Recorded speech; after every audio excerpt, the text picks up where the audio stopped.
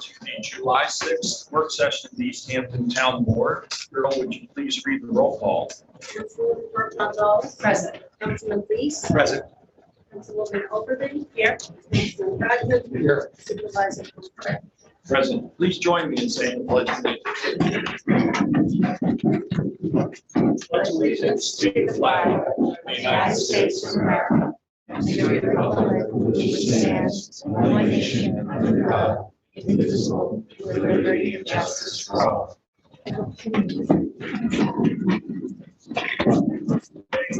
Public work session will have a public portion where members of the public may speak. We do have an agenda. We will be discussing a number of different aspects of the East Hampton Airport. We'll have outside counsel as well as outside consultants coming in. And I would like to give everyone an opportunity to speak during public portion, but we're going to have to ask that we curtail at 11:30. We'll get back to public comment after the presentation, but we do have hired professionals. This is not a public hearing. This is part of the town's ongoing effort to study the airport, to understand what the attributes of that airport are, what the positives are, what the negatives are. And we know that this is a topic that has for decades inspired a lot of interest. And we've said that will continue. And the town board is committed to going through a process whereby we continue to present facts and data about the airport and have open discussions with the community about the future of that airport.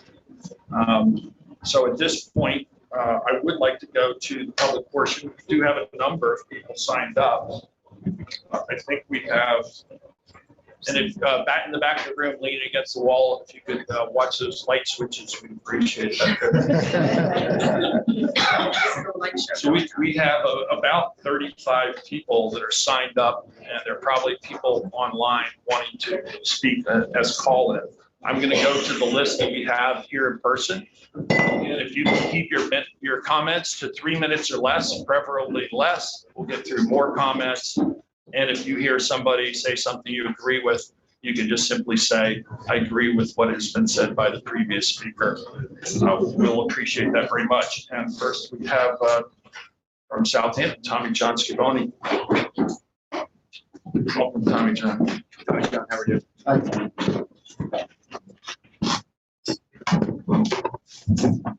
Good morning, Supervisor, Town Board. I like the exercise in democracy here this morning. Really great contribute to the town of East Hampton. As the supervisor said, my name is Tommy John Scavone. I am a councilman in the town of Southampton, and I am a liaison to our Airport Noise Advisory Committee. And we have more than a passing interest in the future of your airport, as you can imagine. You know, I want to appreciate the town board and the due diligence that you are taking and have been taking in the past years with regard to the airport. I like the empirical approach that you are taking, and I appreciate that, especially the preliminary economic impact analysis that was released in May from HRNA, and the longitudinal study that you are undertaking that reviews operation in the implementation period between June and September. Very nice. I like it, and I think it's good information for the community. Historically, the town of Southampton has supported this board in some of your efforts, namely authorizing air noise report complaints through our website and then linking those complaints to your system so that we can get a better view of what is happening in the skies above us. In addition to that, we passed a resolution that supported the authorization up in Albany of A5523 and S433 at the time, and that of course is the requirement for the public referendum to be needed to accept FAA funding. So we did support you in that. And we look forward to working with you in the coming months or years, you know, on this issue as well. I wanted to talk to the board and the community this morning about some of the route changes that have occurred in and out of East Hampton Airport. I think it's no secret that the northern route caused quite a bit of consternation on the North Fork of Long Island. and other places as well. And the routes have been changed. And these routes have been changed mostly to the south. And what we've been doing in the town of Southampton is we have been looking at the actual flights that are going over the eastern end of Long Island. We are employing time-lapse photography to see where the flights are and who they're flying over. And what we've determined, and I don't think it's any secret, that many of the flights are flying over the town of Southampton. We are to the west of you, and of course, so is New York City. You know this. Now, with the change of route, the November route in particular used to go over the North Fork. Now the November route flies along the South Shore and transitions at the Shinnecock Inlet, or the Palmquag Pavilion, as you know, we know the beach over there, and then travels north to Robbins Island, and then east into, is that my time? Yeah. Okay. Deference to the town of Southampton, I'll give you a little. I appreciate that. I appreciate that. Well, you know, what has happened with that route change is now the residents in the western portion of the town of Southampton are affected by this. Residents in Hampton Bays, we are getting complaints in Hampton Bays, Tuckahoe, Shinnecock, and then of course in Noyak, North Sea, and Sag Harbor, which is the route where a lot of the planes and helicopters come on their inbound flights into this area. So we looked at this and we saw what portions of our town are being affected by this. And we extrapolated using random samples, and we saw that 80% of the flights coming in and out of the town of East Hampton Airport fly over the eastern portion of Southampton town. About 39% of these flights fly over the western portion of Southampton town. So looking at the numbers with the nearly 30,000 flights that East Hampton Airport gets, that's 24,000 flights over the eastern portion of Southampton town and 11,700 extra flights over the western portion of Southampton town. Last week, the town board, we had a presentation from our committee, our Airport Noise Advisory Committee, and we are going to be sending a letter to the Eastern Regional Helicopter Council. I believe that is the entity that actually controls these routes. It's not you, it's not me, it's others. We're going to CC you. And we are asking for the Eastern Regional Helicopter Council to discontinue using the November route entirely.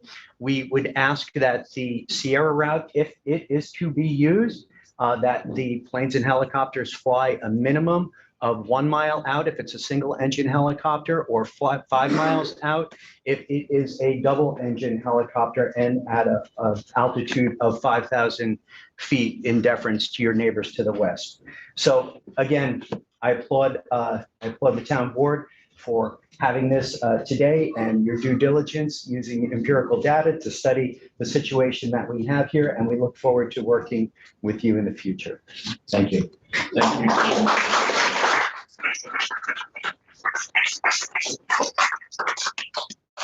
Ted Hartley. Hartley here. Dawn. Polly.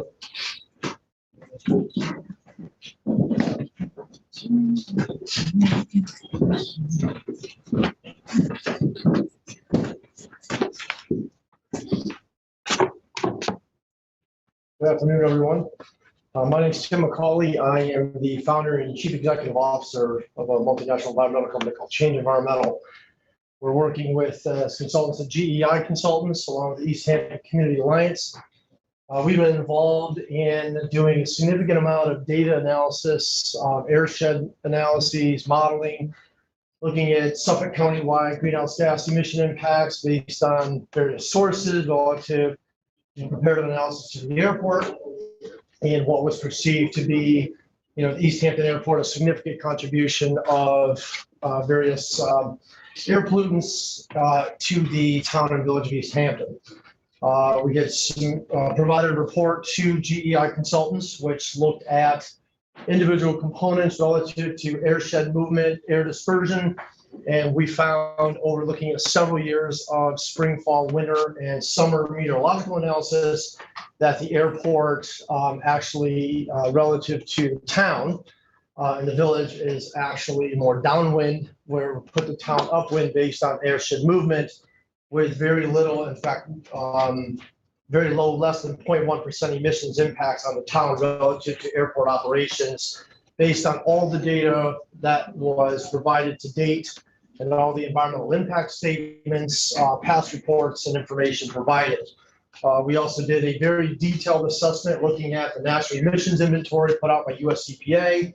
We also found that the total aircraft percent in the complete Suffolk County relative to all industrial and other sources of on-road vehicles was actually 0.1% of the total emissions relative to the county, which in fact, if you break that down, actually puts the overall emissions that could have come from the airport into the town at 0.1% based on total greenhouse gas emission impacts.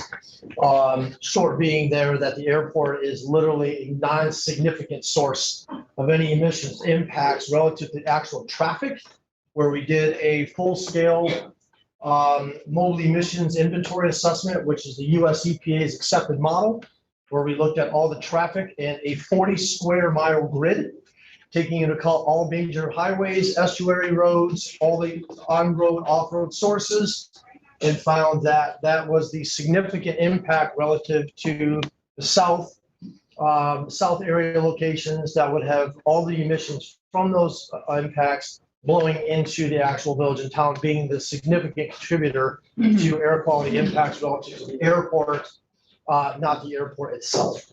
And so these reports have been submitted, but these are the overall general findings, and there's a number of significant other findings that are located in those reports, but that is a summary that we provided today. Thank you very much. You're welcome.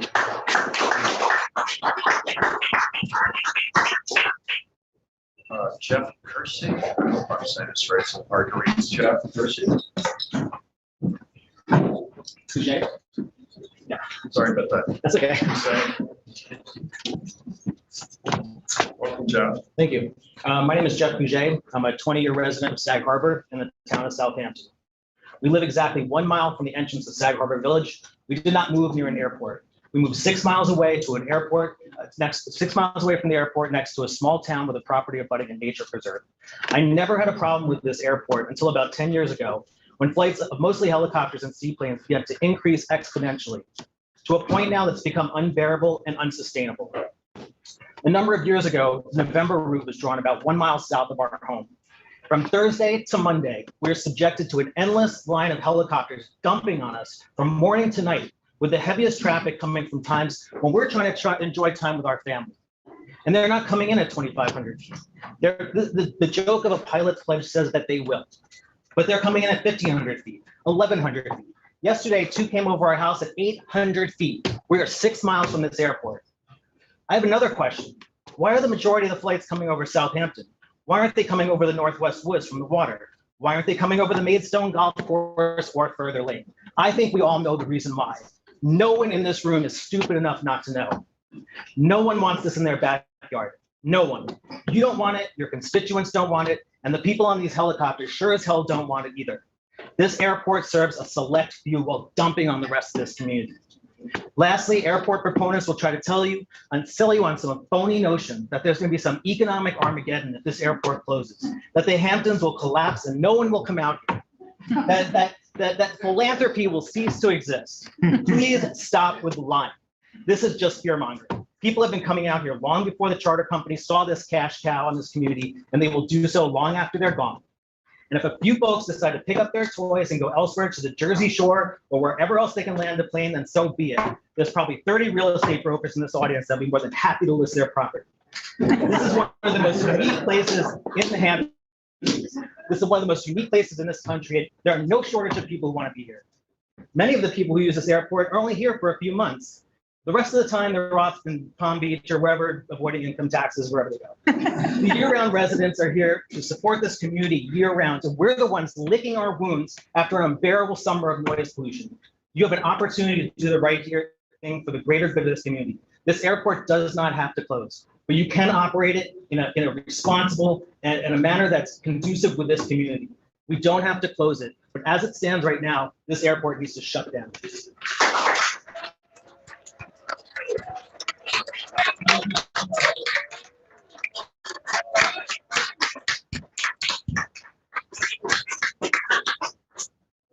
ask that you show your support by not clapping. I think I'd like to go alternate between those who have called in because we do have a hybrid form of meeting, so we have a number of people waiting online. So at this point, Michael, if you can go for the callers, and I'll just meet the callers and those who are in person. Okay, moving forward, the first caller I see on hold has a phone number ending in 3591. I'll unmute that caller's phone now.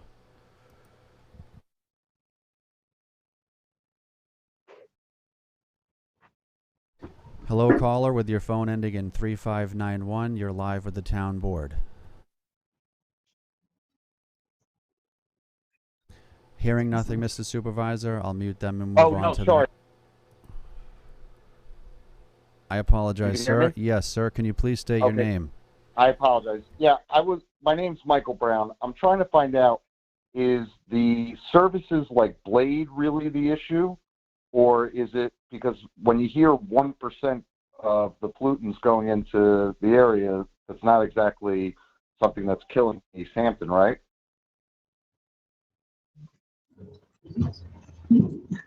So caller Michael, there are a number of issues that are brought up by the community.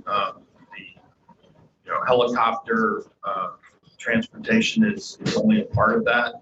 It complains about jets and seaplanes and any number of other aircraft. So I was have just any wondering comment?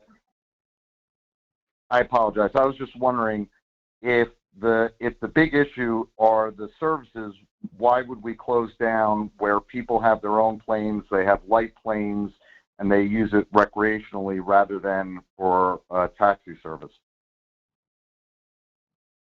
Understood. I know that a number of people have said that they would support an aircraft that was for recreational purposes as it once was. Do you have any other comments first today? No, but thank you. Thank you for calling in. Keep it open. Mr. Supervisor, if I could just make a quick technical announcement. We have approximately over 50 plus callers on hold, and due to that volume, once a caller has spoken, I'm going to have to remove them from the queue. They won't be able to listen via the phone anymore. They can watch on television or on our website. Okay? Understood. Thank you, Michael. You're welcome. One moment. Sir? Klausner, okay.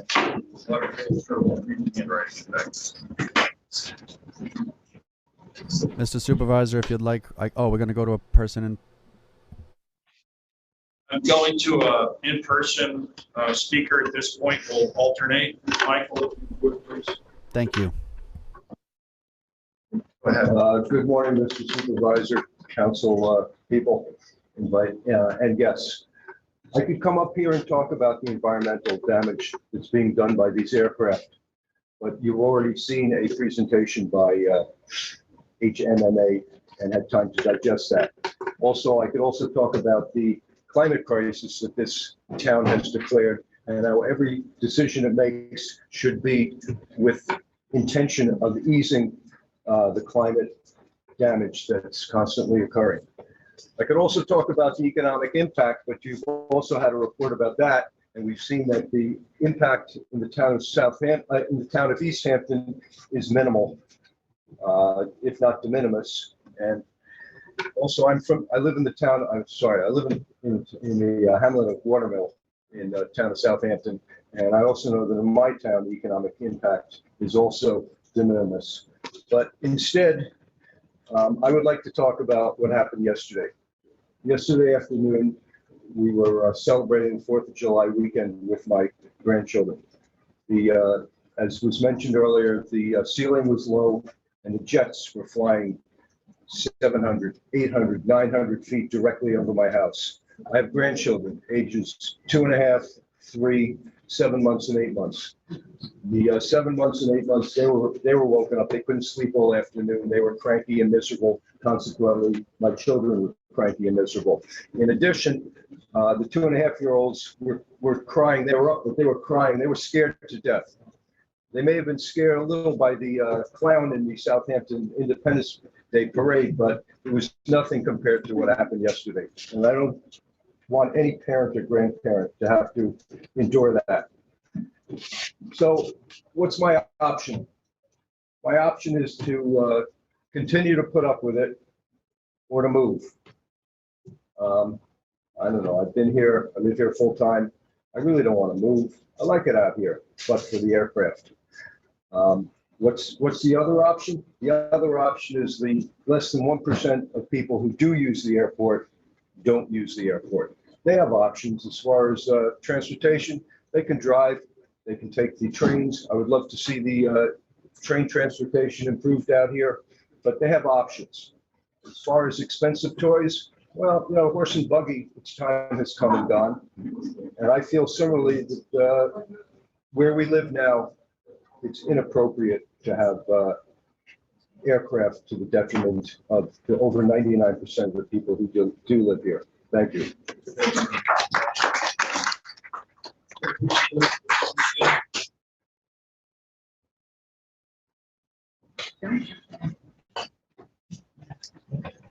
Going to the phones now. Yes, Michael. Moving on to the next caller on hold. The phone ends in 0253. I will unmute that caller now.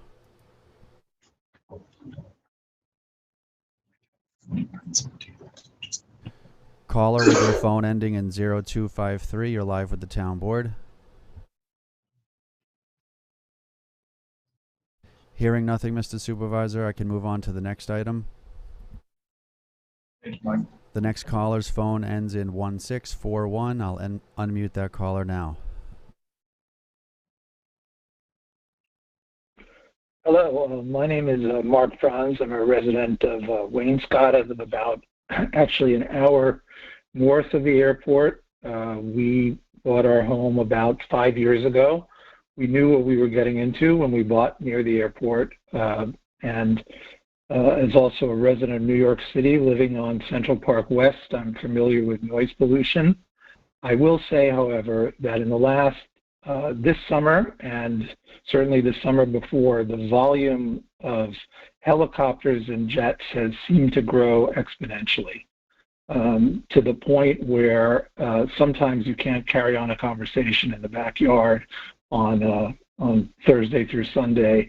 And even this morning, just the volume of jets taking off and the jet fumes was, to me, out of control. It felt like I was in Terminal C at LaGuardia.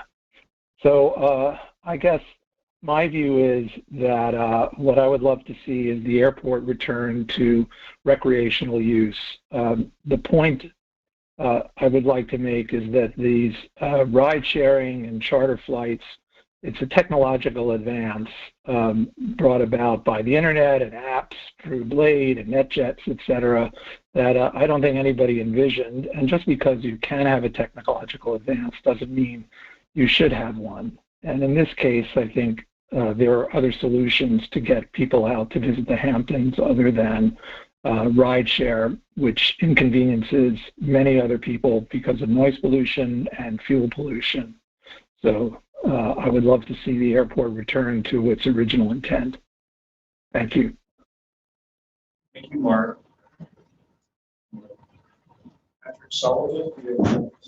Yes.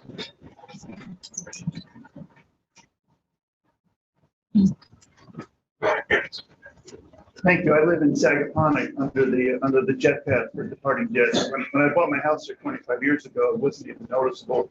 Now it's basically constant. But I'm not here to complain about that. I'm here to urge you to think about the climate crisis. These towns, Southampton and East Hampton, will bear the brunt of the climate crisis, rising sea levels, hurricanes. And you're in a unique position to do something about it. People who ride in the helicopters and fly in the jets, they're the most influential people in the world. And when you close the airport, they'll sit up and take note. They'll think about, what can I do differently? What can I influence? There are people who control companies, who talk to the leaders of the world. So I ask you to think about the implications of what you do, because when you hold your press conference outside here to close the airport, it won't just be the Star that's reporting on what you do. It'll be every newspaper, every TV station in the world will understand that some American said, we're going to do everything we can to stop the climate crisis. Thank you.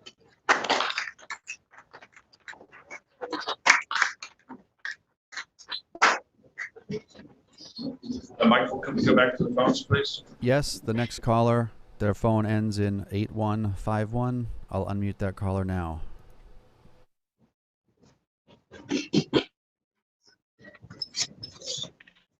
Caller with the phone ending in, yes, 8151. Please go ahead and state your name. Oh, hey there, Stephen Shoshone. I live out in Amagansett. I've lived in Amagansett for the past 12 years, but I also work in Manhattan, and I find things like not Uber, but Blade terribly. I mean, I love it. I think it's a great service, and I think that seaplanes allow people to get back and forth. It's necessary to keep that service. I mean, I don't know why people that bought houses near the airport don't realize that it's an airport and people need to get back and forth.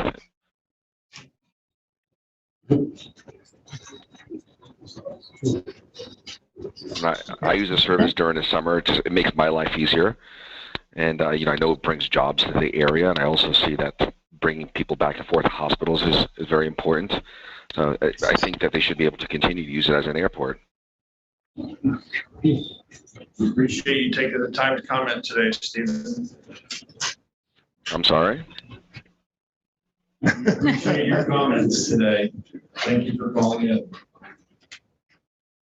Okay, great. Cindy Cobb. Cindy here.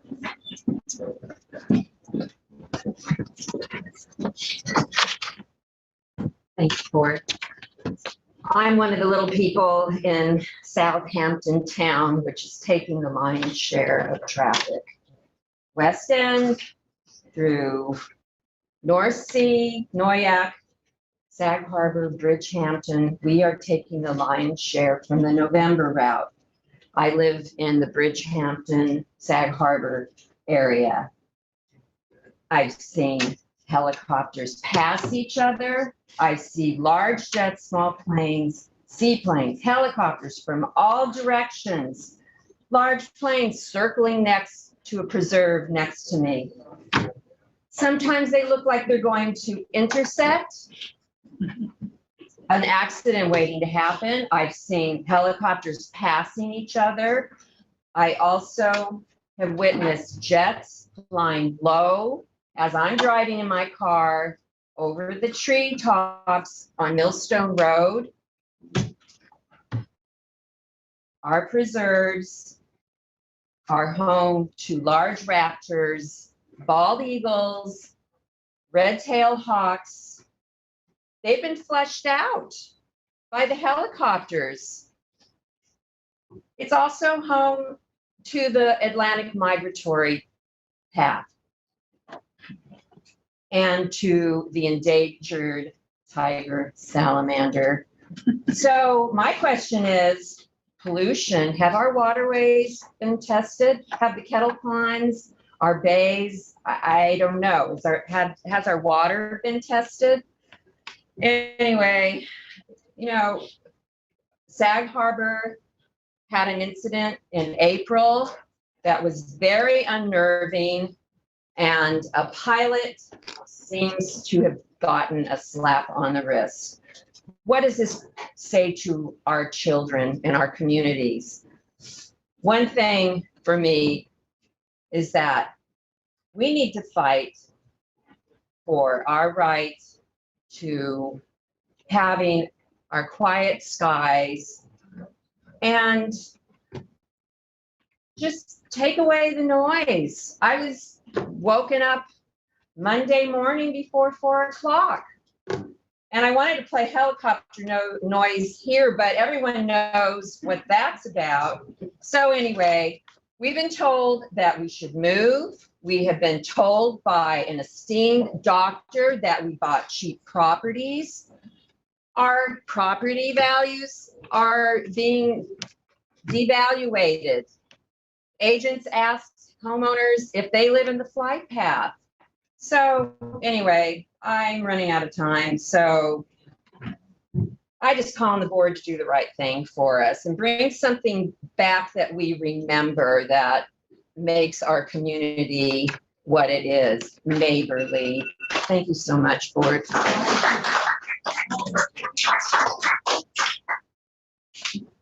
We're already now at 11:30. I'll take one more call from the line there, Michael. Yes, the next caller on hold has a phone number ending in 3500. I'll unmute that caller now.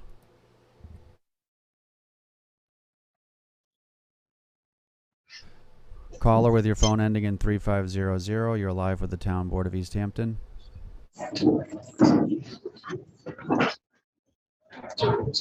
Hearing nothing, Mr. Supervisor, I'll take the next caller if you'd like.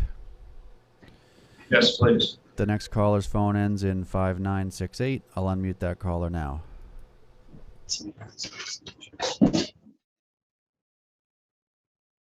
Caller with your phone ending in 5968, you're live with the Town Board.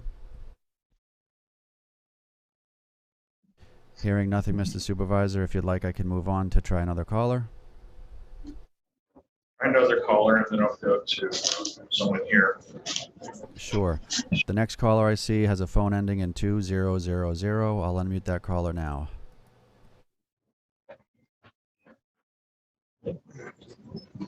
Hello, caller with your phone ending in 2000. You're live with the Town Board. Hearing nothing, Mr. Supervisor, you can move on as you please. John Cullen.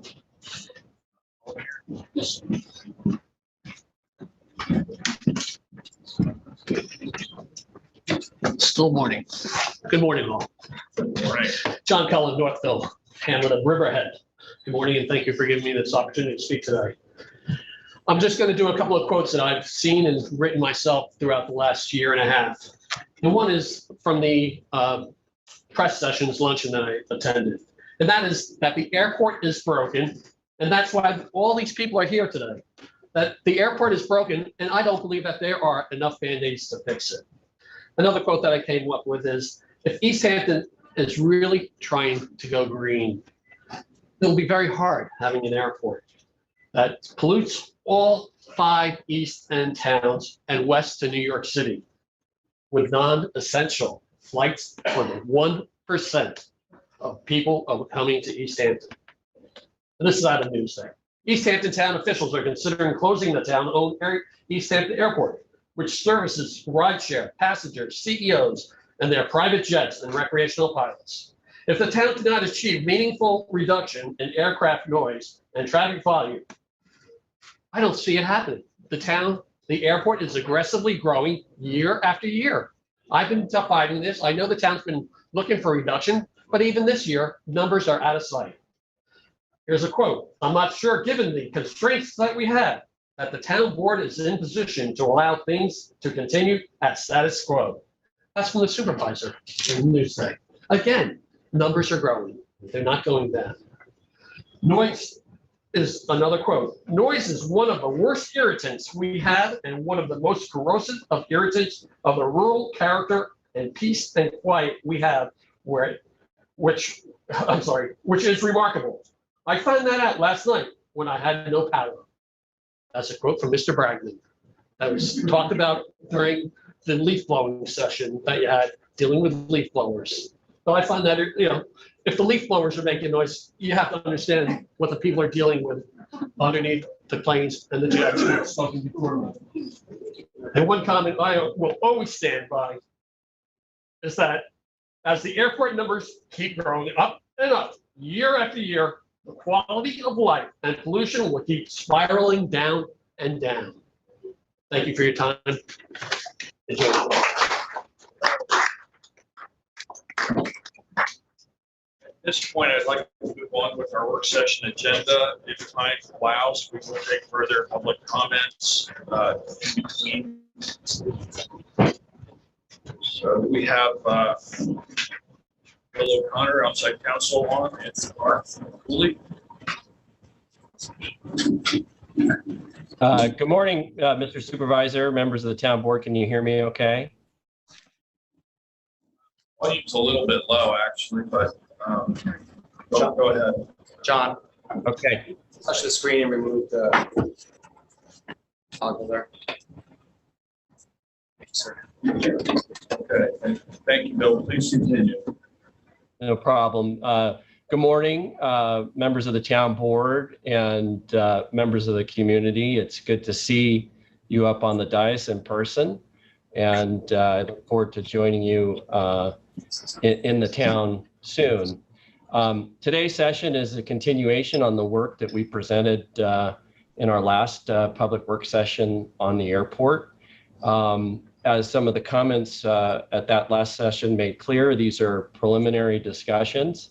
The point here is to get information out for the town board to consider when making policy decisions about the airport, and for the public to help assist with the process of landing on a decision or a solution for the airport, as the town will have more options when the grant assurances expire at the end of this season.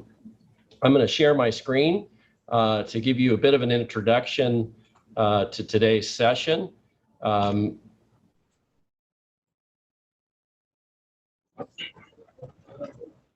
Hopefully that worked okay and everybody can see it. Yes, Bill.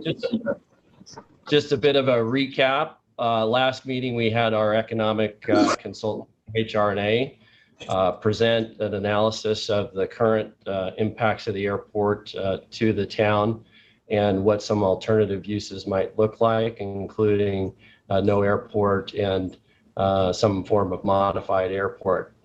We thought that the comments were great, and they are continuing to come in on that analysis and study. And of course, we anticipate further analysis and study as we go forward. And we had our presentation from HMMH reviewing the traffic from the 2020 season, which of course was a different from past seasons given the impacts of COVID, but informational nonetheless. Today, we're going to hear from Dr. Woobles, who's a leading expert in aircraft greenhouse emissions, and we'll hear a little bit more from HMMH in response to some feedback we got at the last meeting to understand what portion of the data related to fixed wing aircraft was from jets. So that's going to be presented by Sarah Jensen. We do have plans for continuing work sessions. We may break up the format a bit so we have more dedicated meetings on the airport. We're being assisted in that effort by Lisa LaCourie and Peter Flinker to make sure that we have maximum community engagement on the airport, and we'll be announcing a schedule sometime soon. We do have a diversion study that is underway. And more will come on that as it comes together. And of course, the continued community feedback sessions that I mentioned. So today, we're going to hear from Dr. Woobles, who is, of course, a leading expert on aircraft greenhouse emissions. He'll explain his analysis, which is a top-down and bottom-up analysis. I want to be clear here that Dr. Woobles' role is not to do soil testing, water testing, air quality testing. That's the type of work that's done in connection with planning decisions, redevelopment. We're not there yet. Where we are here today is to assist the town board and the community to make policy decisions consistent with its climate action plan, for example, and considering how it makes decisions within the town and how those impact the surrounding areas in connection with the commitments it's made to reduce greenhouse gas emissions in the town. Not to steal the headline, but Dr. Woobles will talk about how the contribution of greenhouse gas emissions from the airport is disproportionate. This shouldn't be a surprise to anybody, but it's disproportionate to all the other visitors in the town. In other words, you have 1% people using the airport, but it has a disproportionate impact on greenhouse emissions at 6%. And as I mentioned, HMH is going to talk about it. It's essentially the same data, but it's now broken out by specific jet traffic. Dr. Rubles has a bit of a tight schedule today, so I want to get to his presentation as soon as possible. We are keeping notes of all the comments and things that we can follow up on, of course, and we will do so. So, Dr. Rubles, good to see you. I'm going to stop sharing my screen so you can get your slides up and give us an overview of your analysis related to the airport. Thanks, everybody. Will do. Thank you, Nolan. Welcome, Dr. Williams. Thank you for joining us. So I don't know how much of an introduction of me you received. So I'm happy to tell you anything about me you want to know. I'm Don Wibbles. I'm a professor at the University of Illinois, and I've been an expert on climate change for many, many years, leading many, many different assessments of the impacts of human activities on Earth's climate, going back to 1990. Most recent being a special assessment I just led for the state of Illinois that came out in May, and I led a special assessment of the Great Lakes in 2019. And before that, I was a leader in the U.S. National Climate Assessments. I led the first volume of the fourth National Climate Assessment in 2017. So let me get going. I'm happy to answer any questions you have about the analysis I did, plus anything else you want to know about climate change. One moment, sir. Can we hear this in the back? Is there the sound on this? Oh, give us 1 moment. We're going to try to get IT on it. John, bring that microphone, put that microphone closer to maybe. While you're doing that, I will apologize. We're flying home from San Francisco today, and the only clean shirt was an Hawaiian shirt. So I'm wearing an Hawaiian shirt today. I'm not sure what the speakers are. Speaker, excuse me, sound coming through the speaker system on the main chart. I'm not sure what the speakers are. Let's see if he speaks, if we can hear. I think they're up top. I hear it as the fastest. Yeah. And this is Bill O'Connor. The sound through the Zoom is perfect. So I'm hoping that the solution on the other end. Is that better? Yeah, thanks, Bill. Yeah, I had no problem hearing you. Let me know when you're ready. Maybe you can speak up a little bit.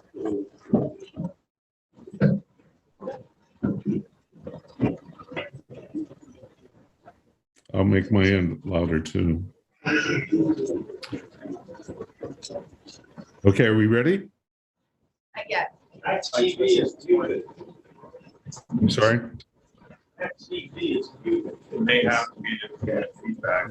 I believe that television, Mr. Supervisor, needs to remain muted. That's fine, David. That has to be. If you unmute that, there'll be feedback. Yeah. This one. To that, there are a few vacant seats in front. People would like to move forward.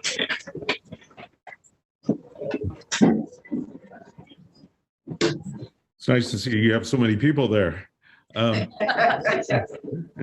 So let me get going, as unfortunately I have a few minutes before we have to head to the airport. In doing this analysis, I have some offered help from one of my postdocs and two undergraduate students who have wanting to learn more about how the environment analyses are done. So I had them help me do some searches in this. So I want to make sure that their names are mentioned. The objective here was to evaluate the emissions of gases and particles from East Hampton, New York, and its airport. The focus, of course, is on the human-related emissions for carbon dioxide and other heat-trapping greenhouse gases, but we also looked at other pollutants, particularly relationship to the airport.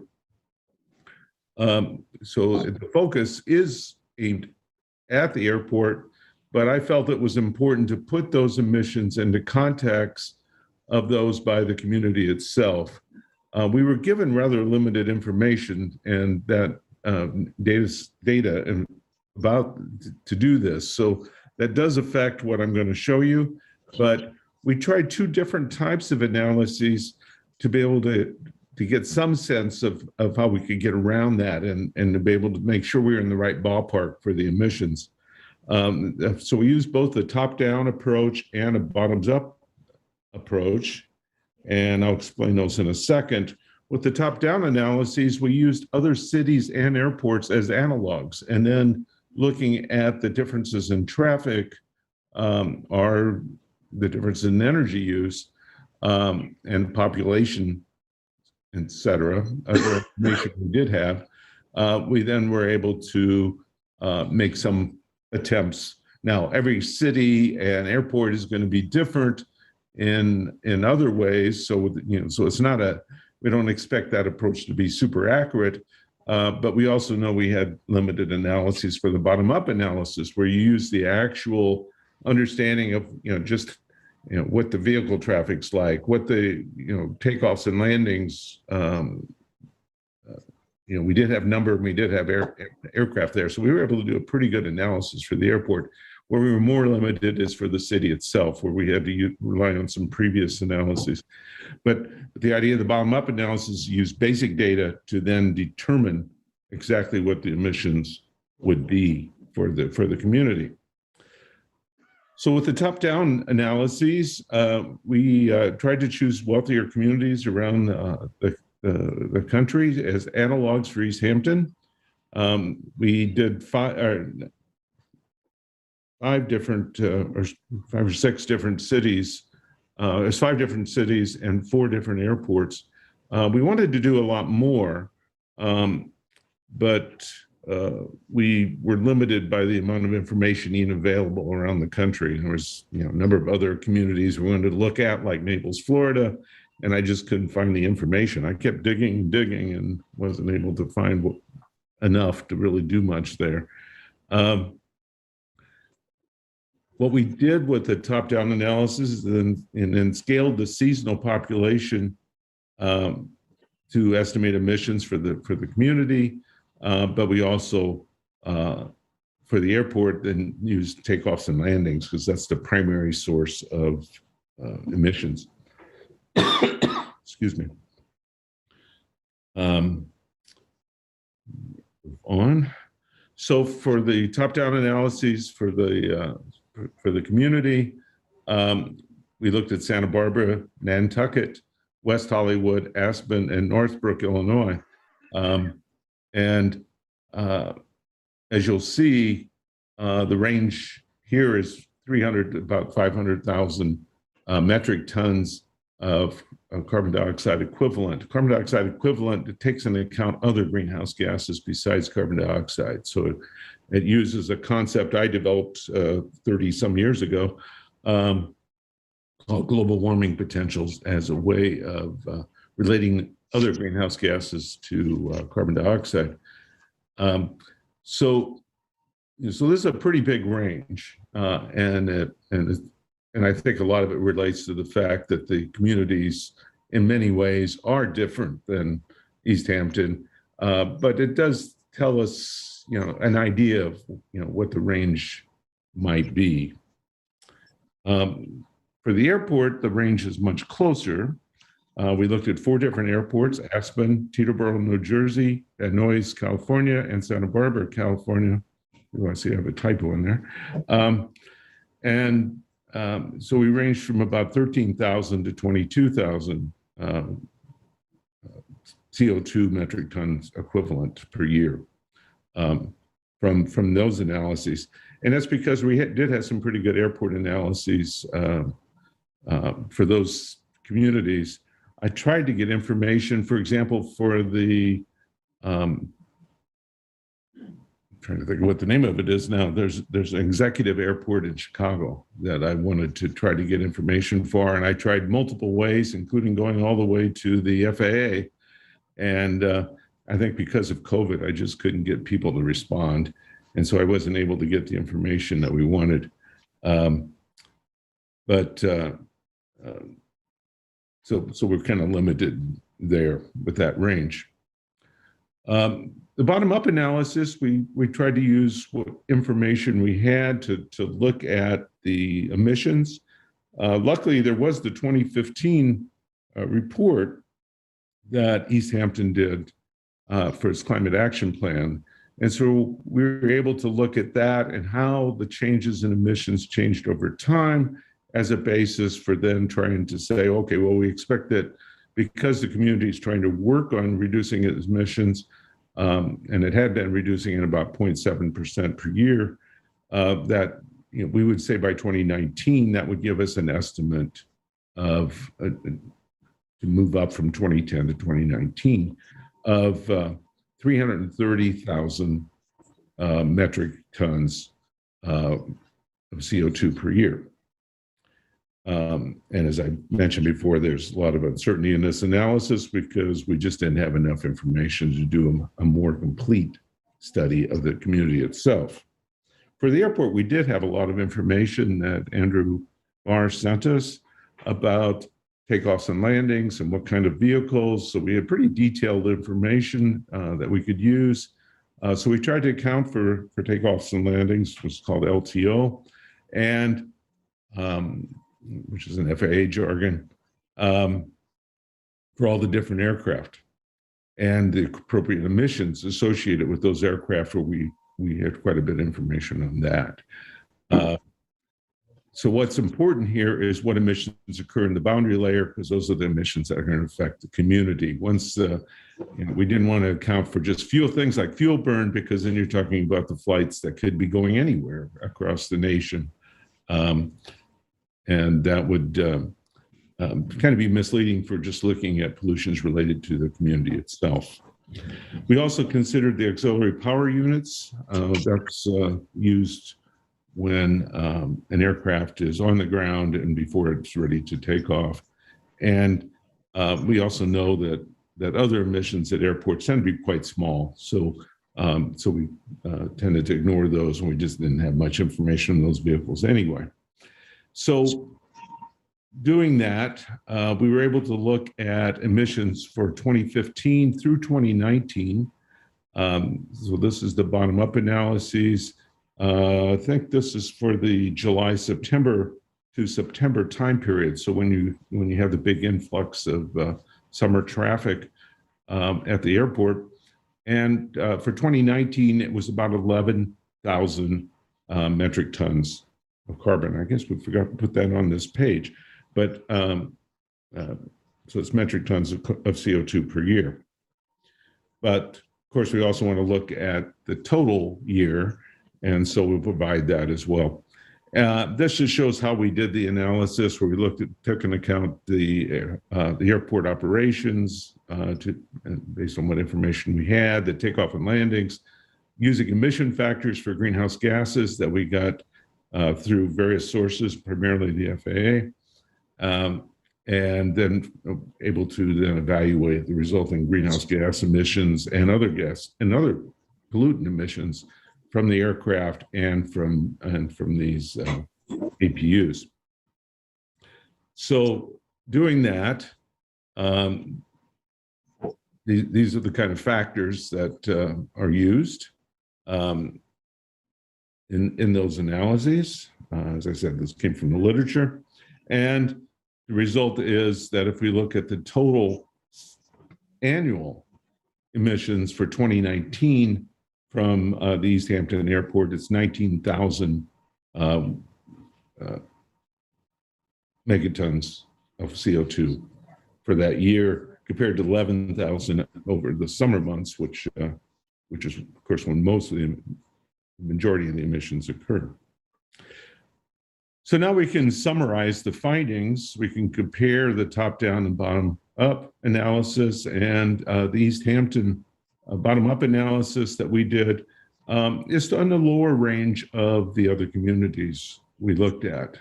That probably says a good thing about East Hampton and how it cares about the environment. because I know Santa Barbara is a community that I've been involved with in the past, has very strong interest in dealing with the environment. For the airport, the bottom-up analysis was in the higher part of the range. Part of the difficulty there is knowing enough about the other airports to be able to accurately analyze them, but we did rely on information we had from published analysis. But in all cases, the bottom-up analysis compares generally well with the top-down analyses and is certainly within the same range. So the conclusions are, so we evaluated these emissions, as I mentioned, using both top-down and bottom-up approaches. The analysis showed the East Hampton Airport does provide a meaningful but small contribution to total carbon dioxide and air quality emissions relative to the emissions from the community itself. The top-down analyses show a best range of about, well, I just showed it to you. Let me just say the bottom-up analysis produced a range of a value of about 19,000 megatons of CO2 for the year of 2019. The summer season emissions are a high fraction of this, about 11,000 megatons of carbon dioxide. In comparison, the town of East Hampton itself has about 330,000 megatons of carbon CO2 emissions per year. Overall, the emissions of East Hampton itself, not including the airport, are likely much larger than the emissions from its airport. However, the emissions from the airport are not negligible. Emissions from the airport account for about 6%, 5.7 if you use the bottom-up numbers, of East Hampton's total carbon emissions. As the town continues to become more energy efficient, switching to alternative energy sources and overall reduces its emissions, the airport will likely contribute a larger fraction of the overall emissions. While the FAA continues to do research on a switch to biofuels for aircraft, and I'm involved with the FAA on some of those studies, I do a lot of analyses for the FAA on climate effects from aircraft. It may be some time before it becomes the case for helicopters and general aviation. If the airport were to be closed, and I know you've been considering that, the airport emissions would be a saving to this local community in terms of impacts on climate and overall air quality. The overall reduction in total emissions is unknown without a traffic diversion study, so you know just what happens in general. Do the planes just end up landing at one of the other airports? Maybe it doesn't overall globally affect things very much at all, or even in the region affect things very much. But local noise produced by the aircraft, and noise is an important aspect of aircraft. I just led some reports for ICAO, the International Civil Aviation Organization, the UN body that oversees aviation around the world. And we had major sections on the impacts of noise because it's a great concern to the public. But local noise produced by the aircraft and more generally from the airport would likely be greatly reduced. So I'll leave it there and be happy to address any questions you have. And perhaps I should stop sharing so you can. Dr. Willis, do any board members have any questions at this point? Dr. Willis, can you just go over again what the comparison of the top-down and the bottom-up analysis meant? In a general sense, you mean? Yeah, I just want a clearer explanation for the public, and if you can speak up a little bit, it would help. Sure. Yeah, I have my speaker up as loud as it can be, so I don't know what's going on at that end. The top-down analyses use other cities as analogs, and then you apply the population by season of those different communities relative to that of East Hampton to then provide an estimate of the emissions. So all of those cities that we did have done internal analyses of their emissions. Now, and so we were able to use those to then provide an estimate if the population there was the same as that of East Hampton on a seasonal basis, what would be the resulting emissions as a basis for estimating then what would the East Hampton emissions be. But it's right, a kind of a crude thing because every city is different in, you know, its energy requirements, its weather, et cetera. So we knew that would be crude, and that's why the range is pretty broad.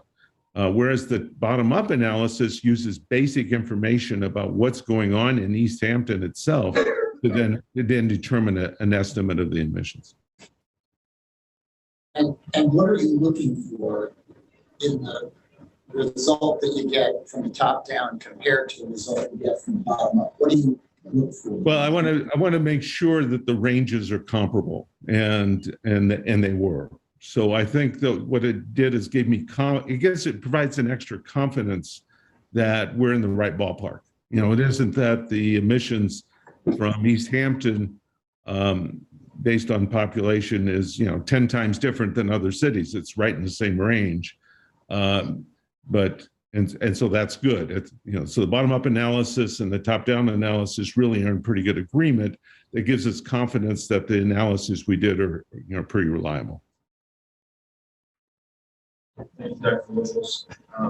Just so everyone's aware, this presentation is on the town's website, ehamptonny.gov. Scroll down the page, you'll see re-envisioning the airport, and there are a number of documents that have been referenced today, including the economic study and the rest of today's presentation. Dr. Willis, we appreciate very much your efforts. This has been very informative. I'm sure that we'll have more time to engage the public and receive comments regarding your study. I'm happy to help you. Councilman Lees has a question for you as well. In your conclusion statement, you stated that the overall reduction of emissions would not be completely determined until we had our diversion study, which is underway. Will you be able to amend your conclusions once the diversion study is completed? And also, in that amendment, make sure that since one of the potential locations for airport traffic would be also within the town of East Hampton, that we can analyze that location also. I think if we were given the right information, we could certainly update the analysis. Thank you again for joining us. We'd like to take a few minutes and go back to the gallery here today. Anyone who still wishes to speak, in the sign-up sheet we have Patricia Curry. Next on the list. Dr. Wergels, thanks very much for joining us today. We're going to go back to the public comment section. Okay, thank you. Bye-bye.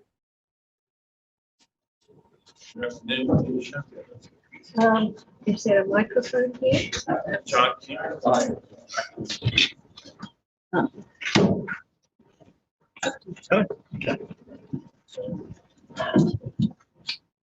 Thank you very much for the opportunity to speak. I'll be brief.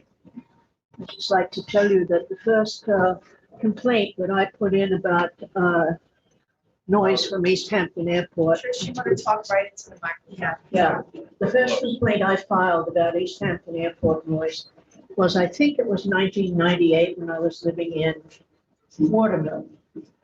And Al D'Amato was the senator at the time. So that shows you that it was quite some time ago. It's just gotten worse. I'm a resident of Noyak. I live under the November route, which seems to have been completely redlined to hit those of us who are in the less wealthy areas. And I really am tired of it. I don't care whether it's a helicopter, a seaplane, a jet, or a lead-fueled plane. I hate them all. They're destroying my quality of life. They're affecting my family life. They're affecting my environment, and they're killing the planet. So it's time to end the misery and do the right thing, not only for the town of East Hampton, who will benefit from this in so many ways, from the 600 acres of property that belongs to the people of the town of East Hampton, not to the aviation club, the exclusive aviation club. Thank you very much.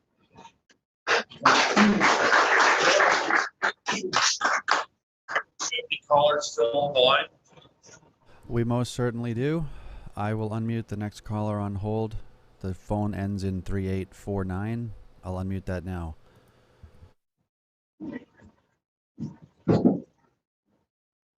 Caller with your phone number ending in 3849, you're live with the town board.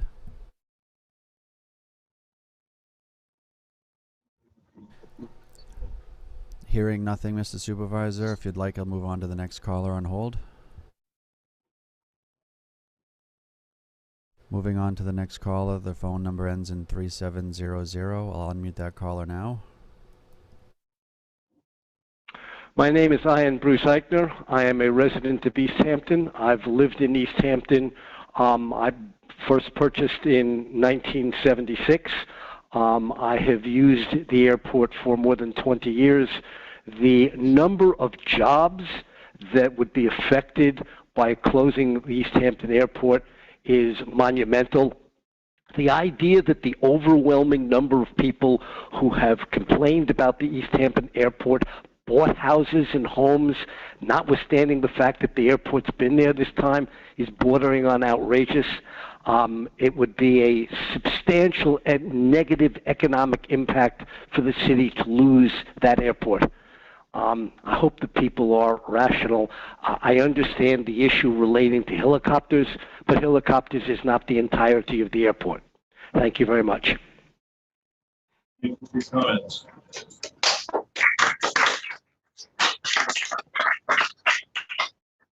Right on.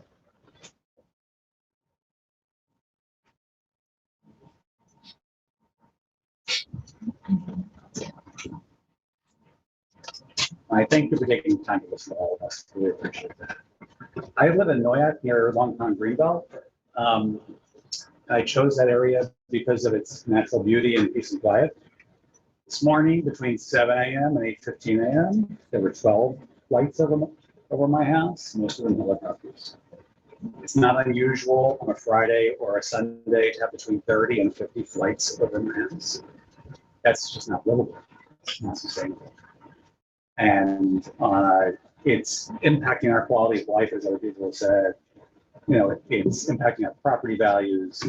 I would, and really for a small group of people who live in Manhattan, who either don't spend most of their time out here or they're just visitors, but they're wealthy and entitled, and so they're allowed to fly out, and then it's just exploded. And I know you guys represent all of us, not just the wealthy people who live in these communities. So we'd appreciate your consideration. I urge you strongly to either eliminate the airport, change the nature of the airport, or if you can't do either of those, be more equitable about these flight patterns and mandate everybody sharing in the disruption that these flight patterns make, so that not just a certain group of people who live in a certain area are bearing literally over 90% of the benefit of this. Thank you.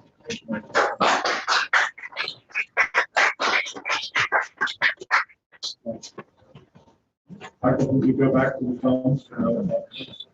Yes, the next caller's phone number ends in 1020. I'll unmute that caller now.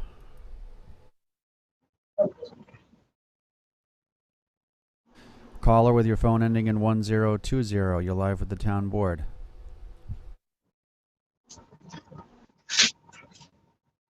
Hearing nothing, Mr. Supervisor, would you like me to move on to the next caller? The next caller's phone ends in 0303. I'll unmute that caller now. Yes, this is for Ted Hartley. Just one second, please. Afternoon.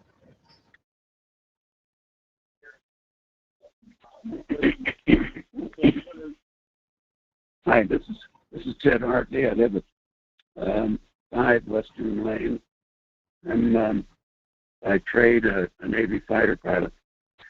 Know a little bit about airplanes. Just wanted to invite everybody's consideration of the things that are coming ahead that will so improve life here and the value of the properties. The VTOL, or the vertical takeoff and landing aircraft, is now in testing in 3 corporations. Will hold 4 to 6 people goes straight up, goes straight down. There's no runway approach. It's electric, so the sound noise is greatly reduced. The East Hampton Airport as a VTOL center in 3 or 4 years is going to change our lives. It'll change their lives remarkably because it will allow people to come in and out without going through the bottleneck of 27. And the increase of Uber and taxis and lifts and all of that, which don't cause parking problems and don't really contribute much to the problem we have in East Hampton, will be able to service those people as well. I think you always have to look ahead. Things hurt when they're going on, but oftentimes if you can see past that to what is available and what will happen in the future, it prevents making sudden and irrational decisions that afterwards cannot be undone. So my suggestion is that we get through what this mess is in the next 2 to 3, 4, maybe even 4 years. But the arrival of the VTOL and the electric taxi cab that goes straight up, lands straight down without any runway is going to do wonders for this town and for this area. And if we close the airport, if we restrict it in some way that makes it unattractive for operators and for developers, we're going to lose a chance to increase the land values around the airport.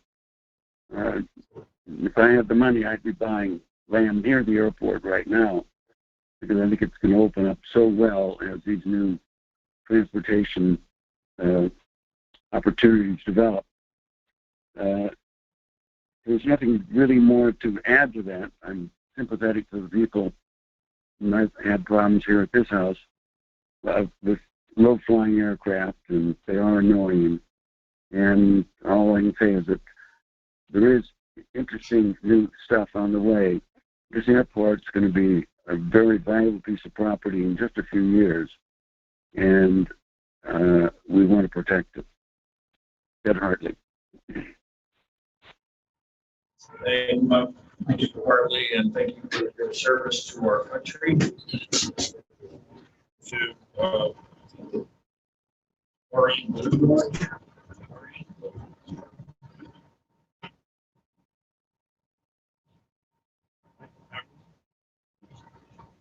Michael Haverland. Tom Bogdan. Over here. Yeah, I'm here.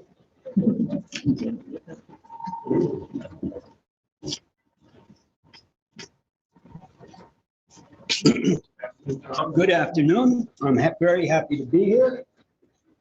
My name is Tom Bogdan. I represent Montauk United. 3,500 subscriber members, 1,800 real, live, honest, legitimate citizens of the town of East Hampton. We collectively believe that closure is not a solution at all. It's a transfer of a significant problem from one area of the town of East Hampton to another part of East Hampton, which has a larger population density and much more larger economic importance, and it will cause infinitely more problems to all of us if closure does happen. And I don't base that on conjecture, nor speculation, or guessing. I base it on facts and quotes that we have obtained from the real organizations that know the future and what's going to happen, and who have the power to make that all happen. And I'll give it to you in quotes. Quote, if the East Hampton Airport closes, the majority of our flights will be diverted to Montauk. Simple. If the East Hampton Airport closes, the majority of our flights will be diverted to Montauk. President Blade. You don't need a diversionary study. It's all right there. Fact 2, in the first year after East Hampton Airport closes, 52 to 72 of all East Hampton commercial flights, 52 to 72% will be diverted to Montauk. No more than 8% will be diverted to West Hampton. The numbers quote, minimum first year projection, a 221% increase in commercial traffic to the Montauk Airport. At the very minimum, that translates to 11,500 flights. I know the numbers have been being thrown all around here today, but that 11,500 comes from the Northeast Helicopter Council.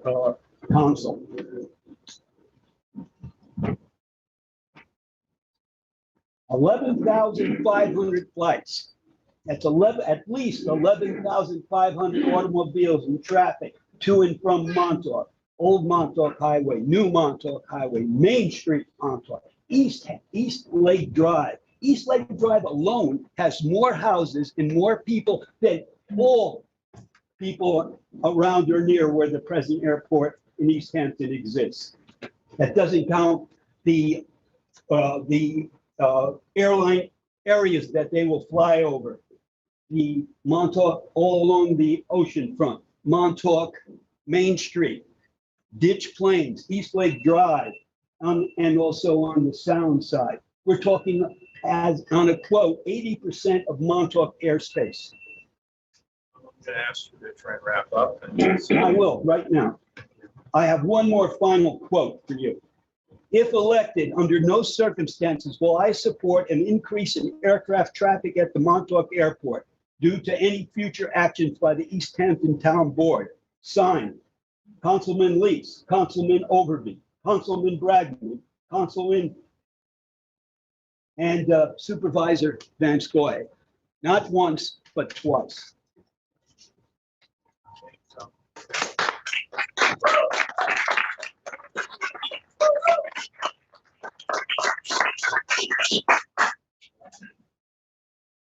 We're going to take a 5-minute recess and try to fix the audio in the interim. If you want to get up, stretch your legs, we'll resume in about that.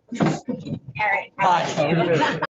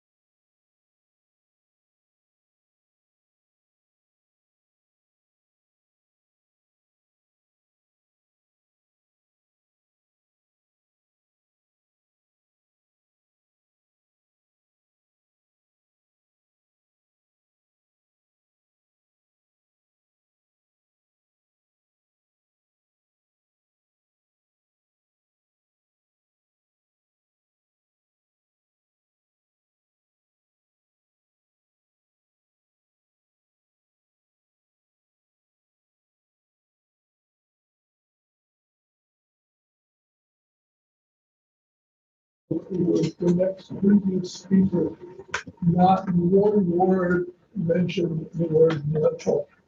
Nobody spoke it, nobody mentioned it, it was as if we didn't exist. Now, we not only exist, but are an important part of this program, because you can close East Hampton because you've already or will soon have used up your grant assurances. My information is that that tiny little strip in Montauk has got to stay open because its grant assurances don't expire until 2029. My second piece of information is that the major helicopter companies have said if we can't land at East Hampton, we're going to land at Montauk. That would be a terrible, terrible event for Montauk, and I appreciate the problems are, as I've heard other people mention, they're worried about noise and they're worried about pollution. You're not going to change any of that by moving it 20 miles down the road. And you're not going to change it by moving it to an airport that has adjacent to it natural resources. You're talking about Big Reed Pond where the swans and the egrets live, and that's not the place to put the airport. And as Councilman List pointed out before, you're going to do a diversion study. Do a diversion study on how many tens of thousands of automobiles are going to be running from Montauk to East Hampton from those helicopters, and how many metric tons of carbon dioxide are going to be created by that additional traffic when you've accomplished nothing in terms of, you've not reduced the noise, you've not reduced the pollution, you've just pushed it down the hill, and I don't think the people in Montauk are willing to stand for it. Thank you very much.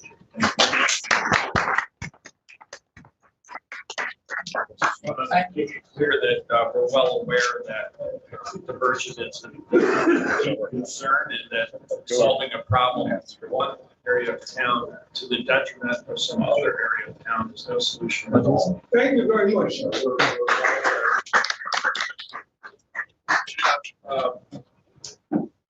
These Eldon's chief staff here, Mark Woolley, would like to read a letter on behalf of Congressman.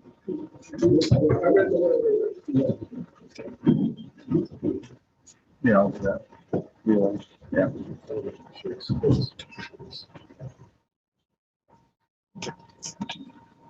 Welcome, Mark. Thank you, Supervisor. Thank you, board members, and good afternoon. Pleasure to be with you here today on an issue that our board and the community is grappling with, and we'll, as always, give any assistance that we can, congressional level. Today, though, I want to read a letter from the Congressman regarding this. Dear Supervisor Van Scoyet, since coming to Congress, I have worked to find relief for residents whose quality of life was adversely impacted by a surge in air traffic in the East End. In 2019, after countless discussions with impacted residents, I secured passage into law of my proposal to require the Federal Aviation Administration, the FAA, to reassess the North Shore helicopter route, the NSR, to address the noise impacts on affected communities, improve altitude enforcement, and consider alternative routes, including an all-water route over the Atlantic Ocean. Since passage of my proposal, I have been in constant direct communication via in-person meetings, and phone calls with the FAA, securing an agreement to deliver relief for residents of the East End. I was encouraged with the progress we were making with all stakeholders to address legitimate concerns without pursuing needlessly harsh measures such as closing the East Hampton Airport. While the impact residents have felt must be addressed, I urge you to also consider how East Hampton Airport serves as critical transportation infrastructure for the East Hampton economy, and especially in emergency situations. As you are well aware, the peninsula-like geography of Long Island makes access to the East End particularly unique. In part, this remote feeling has made the East End an increasingly popular tourist destination. However, as the number of people enjoying everything the East End has to offer grows, the need for critical infrastructure and transportation only increases. During the summer season, the airport plays a role in alleviating traffic and increases access to the East End. In the event of an emergency, East Hampton Airport can provide life-saving services as emergency medical transport, a base of operations, and supply reception in the event of a natural disaster or important search and rescue operations. Considering the need and desire to access the East End for these important reasons and more, closing the airport would be ill-advised and likely not eliminate noise, but instead just shift the traffic elsewhere on the East End. I thank you for your attention to this issue. I look forward to working with you and supporting these good faith efforts to address this issue. Sincerely, Lee Zeldin, Member of Congress. I would like to add, if I may, just basically close by emphasizing that East Hampton Town Airport is a matter of local control that ultimately will be decided by the town board and the residents of East Hampton. Thank you. Holden.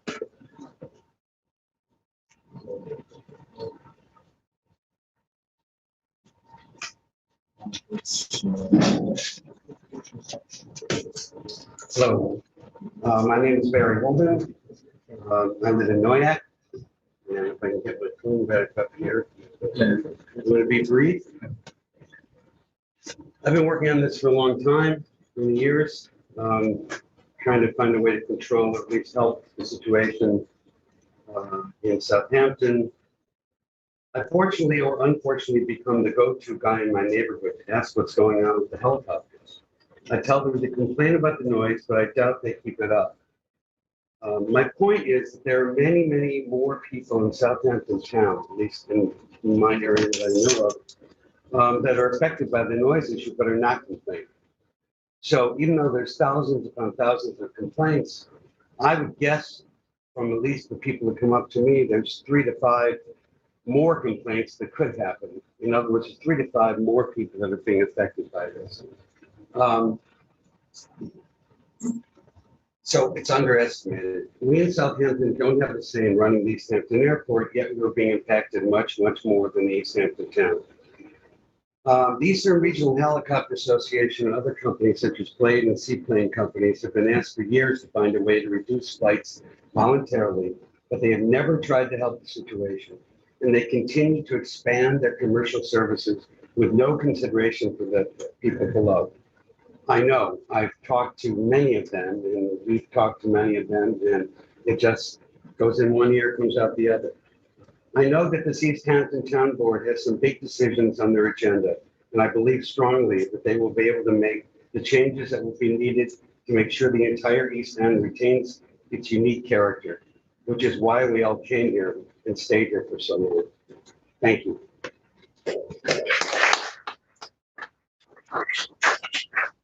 Barry Rayback.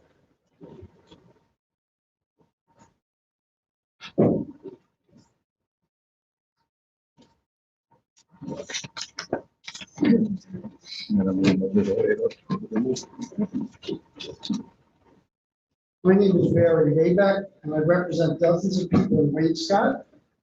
As a member of the Wainscott Citizens Advisory Committee, Re-envisioning Subcommittee, and Wainscott United.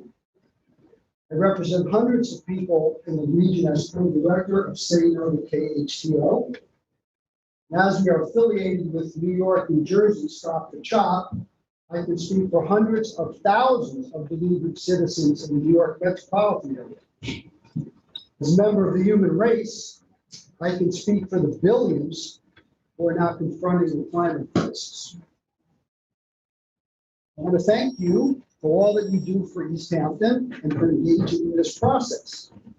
We're demonstrating wonderful common sense. When we started Quiet Skies Coalition 12 years ago, I noted two things.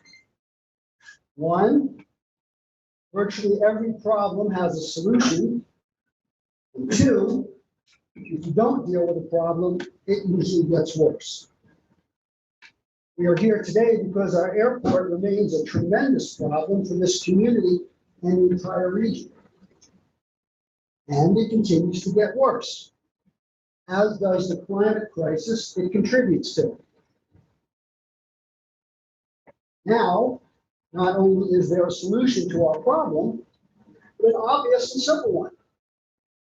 Close the obsolete and unnecessary airport and use the public land for the public good.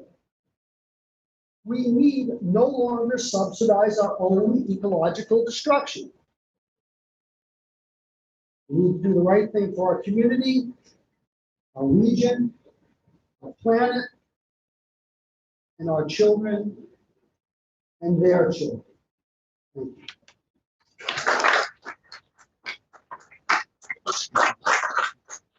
you. We have callers to the line. Yes, we most certainly do. I can unmute the next caller. The next caller's phone ends in 4248. I'll unmute that caller now.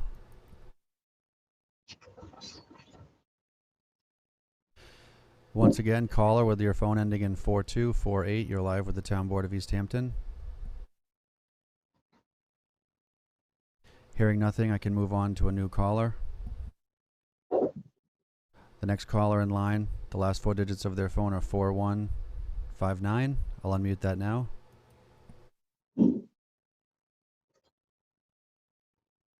Caller with the phone ending in 4159, you're live with the Town Board of East Hampton.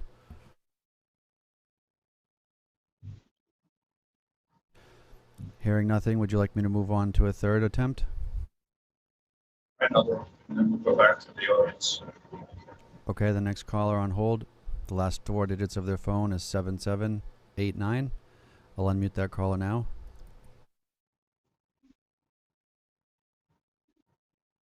Caller with the phone ending in 7789, are you there? You're live with the Town Board of East Hampton.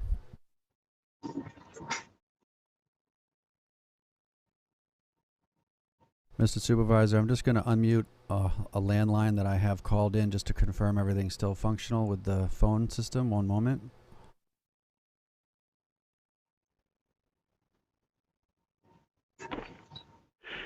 Hello, this is Mike at LTV. Clear, Mike. Mr. Supervisor, can you hear me? Loud and clear, thanks. Okay, so we're functional. Those. Excuse me, they weren't available. If you want to proceed with people in the room, you're welcome to. Okay, we'll go on with folks that are here in person. Next up, we have Andy Saban.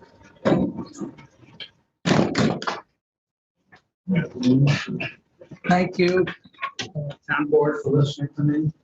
My name, I have 2 pages. I'm going to talk as fast as humanly possible. Keep it to 3 minutes. My name is Andy Saban. I am a local living here full-time for 30 years and part-time for an additional 18 years, a total of 48 years. I wasn't always a local. In the 80s, I commuted on commercial operations to East Hampton Airport on Montauk Caribbean Airways from the Marine Air Terminal at LaGuardia. I pay $145,000 a year in taxes and run an international corporation here in East Hampton employing 40 people. The airport is critical to my operation of my company as I bring in my managers from North Dakota, Canada, and Rochester. I love the area and have donated many millions of dollars to the East End. I preserved 219 acres for the town of East Hampton, including a 165-acre Jacobs Farm, which is now the Central Park of the Springs, which will be preserved in perpetuity. At the time, I contributed $3 million to the town to make sure the transaction got done. 2 months ago, I led a nature walk for 118 people, of whom 90% were minorities and people of color, who never get an opportunity to appreciate the beauty of nature. I helped build the East Hampton Rec Center and just recently funded the new outdoor recreation area there. I fund the child care center, the retreat, Southampton Hospital, equipment for the East Hampton local ocean rescue, swimming lessons for grade school kids in the schools here so they don't, to prevent them from drowning. These are just a few of the many I can rattle off. I recently received a proclamation from the supervisor for my help with COVID release. I wasn't always a local, as I said previously. East Hampton added 70,000 new residents since the beginning of the pandemic, many of whom come by seaplane and helicopter. These generous people have donated $440,000 for COVID relief during the pandemic. Just to name a little bit, these are the people who, if you check your local charities, are the main funders of the community. I separately provided $187,250 for COVID relief for East Hampton and other parts of the country. Southampton Hospital is building an emergency medical facility next to Town Hall, of which most of the funding is coming from people like myself, many of whom come by plane and helicopter. I myself am building 6 of the 9 examination rooms at the new hospital. The town needs this airport.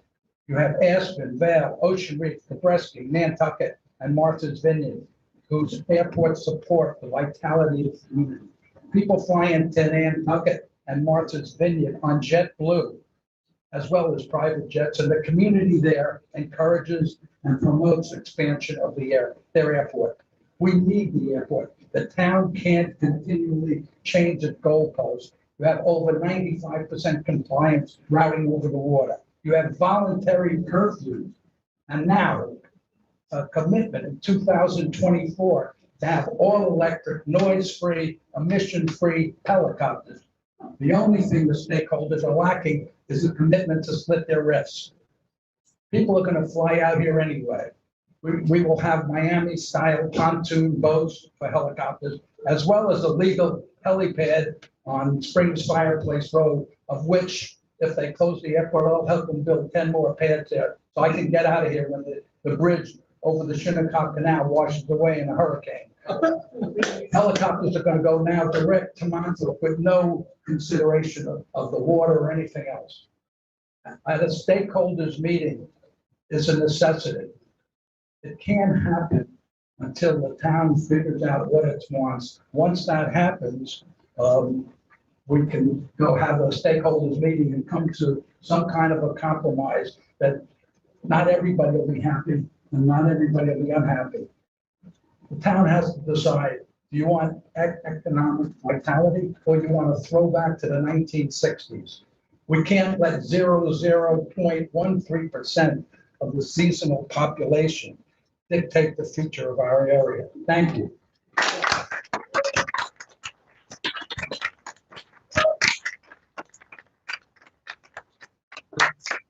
Tom McDevitt.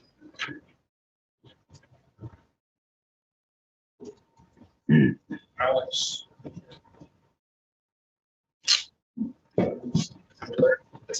Sorry, I can't Sorry, thank you so much, Mr. Supervisor, councilpersons. Thanks for the opportunity to speak. My name is Alex Nearhands from East Squawk. I'm Flight Officer, Transport Mission Pilot, Junior Space Education Officer for Civil Air Patrol, United States Air Force Auxiliary, New York Wing. I'm also an integrated commercial pilot that will be looking forward to a combined full-time airline and part-time military career. I'd like to give some background on many critical missions CAP plays for our community, state, and nation. I would also like to analyze the necessity of East Hampton Airport to Civil Air Patrol, United States Air Force as a true asset to our mission and function, and then compare that to a model in which is critically located Class Delta airspace facilities that are true assets is no longer. The Civil Air Patrol is a congressionally chartered, non-profit corporation that performs services for the federal government, states, and local communities. CAP is the Air Force's auxiliary, a strategic fourth member of the total force consisting of the Air Force, Air National Guard, and Air Force Reserve. CAP performs 3 primary missions: jet programs, airspace education, and emergency services. A fleet of 560 airplanes is joined by a fleet of gliders and higher balloons, contributes to a yearly total of 90,000 flying hours, 150 finds for successful research, search and rescue missions where aircraft or missing persons are recovered, and are supported by 7,000 aircrew members that are trained in both Air Force and FEMA standards. Keep in mind that 3 of those 7,000 aircrew members were on the only aircraft flying in New York airspace on September 12, 2001. East Hampton Airport can serve as a critical mission base for services during a search and rescue mission. The airport is critical for aircrew operating procedures and has suitable runways and approaches that allow for an enhanced safety margin and contains fuel and a tower that are instrumental to assuring the success, support, and longevity on the search and rescue mission. And we're continuing to serve base. This airport is nomad under Montauk, where short runways surrounded by trees, lack of facilities, a basic infrastructure, and no services would make the mission difficult to stage. By keeping East Hampton Airport operative, the town enables CAP to continue to save lives as we have done before and continuing to do. East Hampton Airport serves as a critical mobilization point and base for CAP in the event of a natural disaster. During every natural disaster since its creation, Civil Air Patrol provided law enforcement, FEMA, and the Red Cross aerial imaging of disaster-ridden areas with their infrared camera-equipped airplanes. We provide airlift to those communities that need urgent medical attention and have transport of time-sensitive medical materials, blood products, and body tissues, and commercial resources are available. Our VHF and HF communication network is up when all cell towers are down. East Hampton Airport will be essential for keeping the east end of Long Island afloat in times of natural disaster.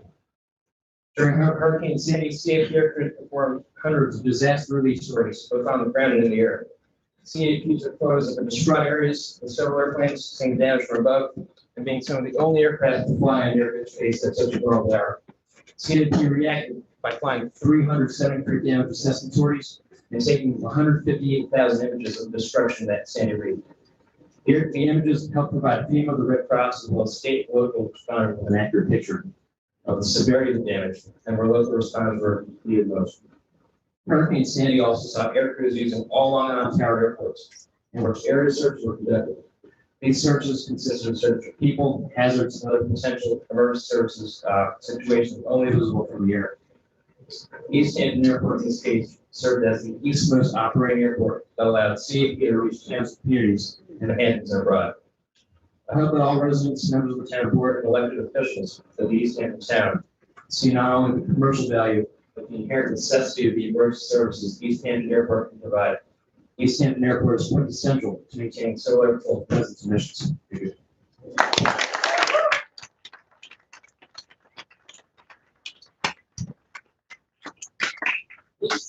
appreciate your comments and your service to our country. Barry Adler.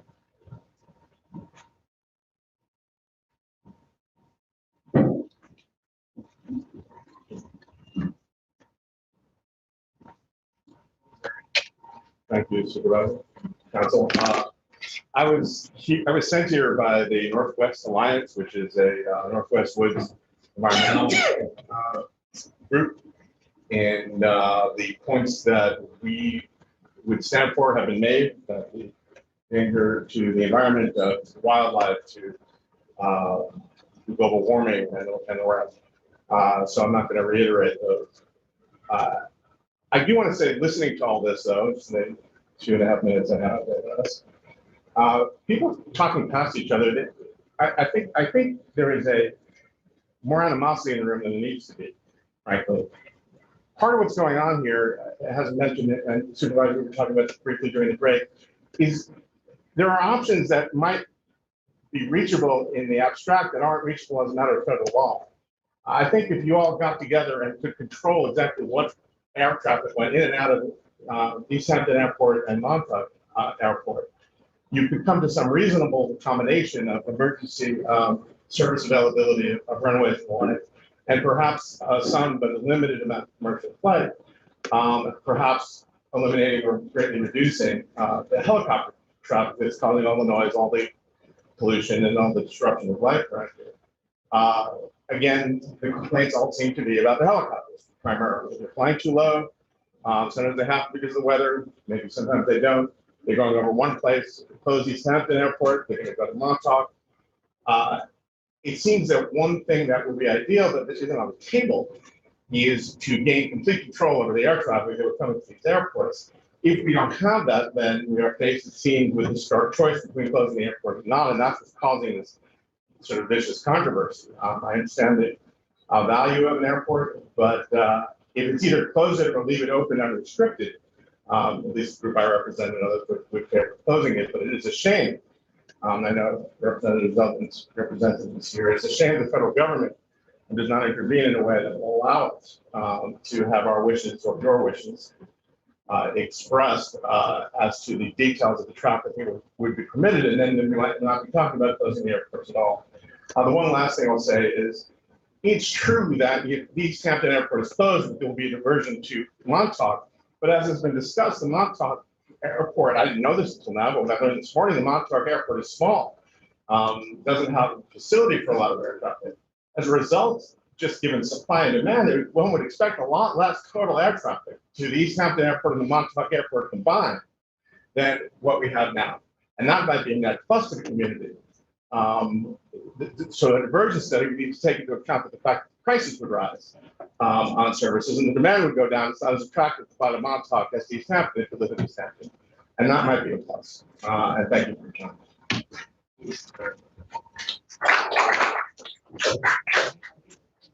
Comment. We're not facing an either or choice. It's not either keep the status quo or close it. There are gradations of uses that we'll consider along the range, and some may involve less capable airports with different configurations of airports. And the only other comment I want to make is that I don't know the mix of comments today, but in general, we're getting quite a few comments about more than just helicopters. We're getting quite a few comments about jet traffic and seaplanes as well. So they're all in the mix. And we're willing to listen to everyone's comments across that range of possibilities here. But the conclusion has to be one that meets these objections that we're hearing from people about noise. It's not only noise, it's noise, it's safety, and it's pollution. And those are some of the larger policy issues that we're going to consider. But this is, and frankly, I think the comments today are pretty polite and accommodating. So thank you for that. Chief Polito.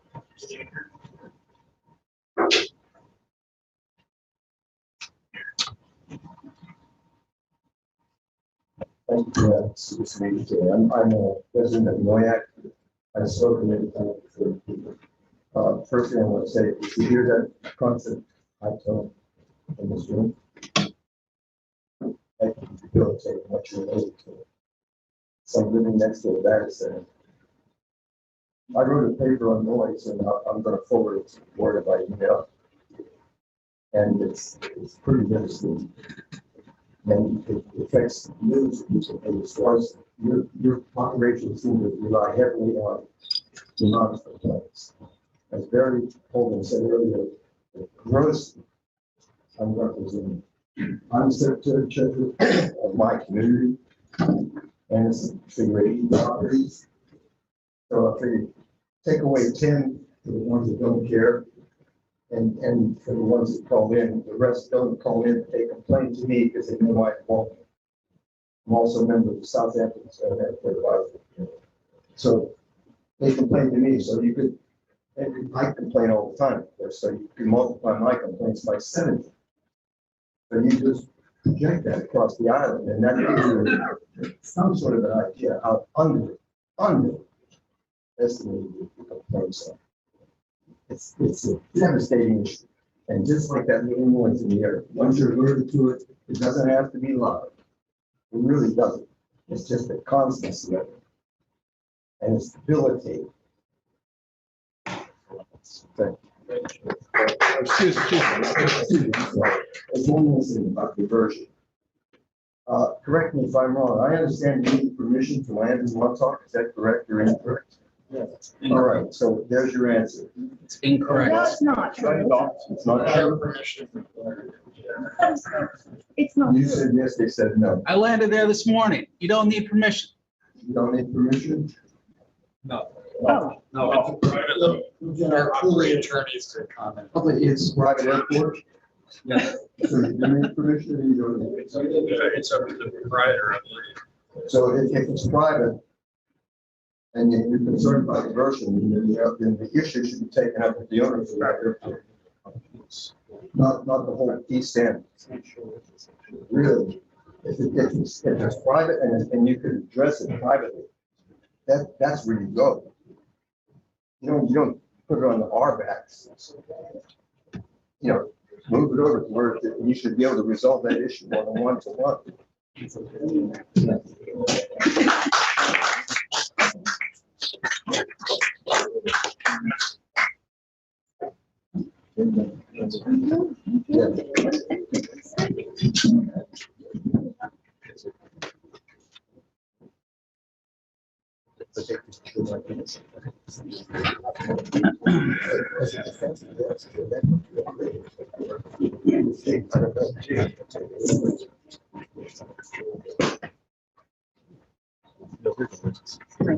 Very tall. Human easel. Exactly, probably. Well, the town board members would like to see him, so you can put him over here and then turn around for later. Okay.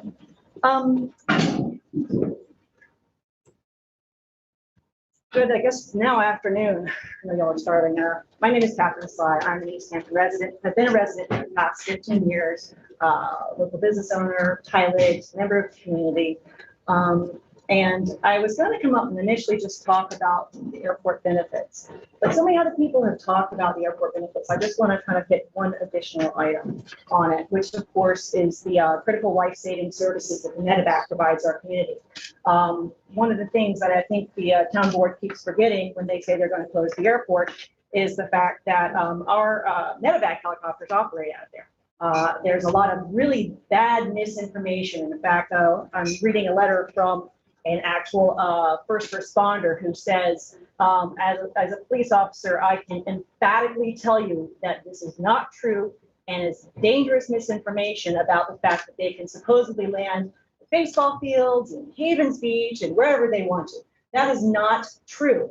And I can have actually Suffolk County PD's helicopter crew come in here and tell you, or you can come to Just Plain Fun Day where they come every year, and you can actually talk to them there.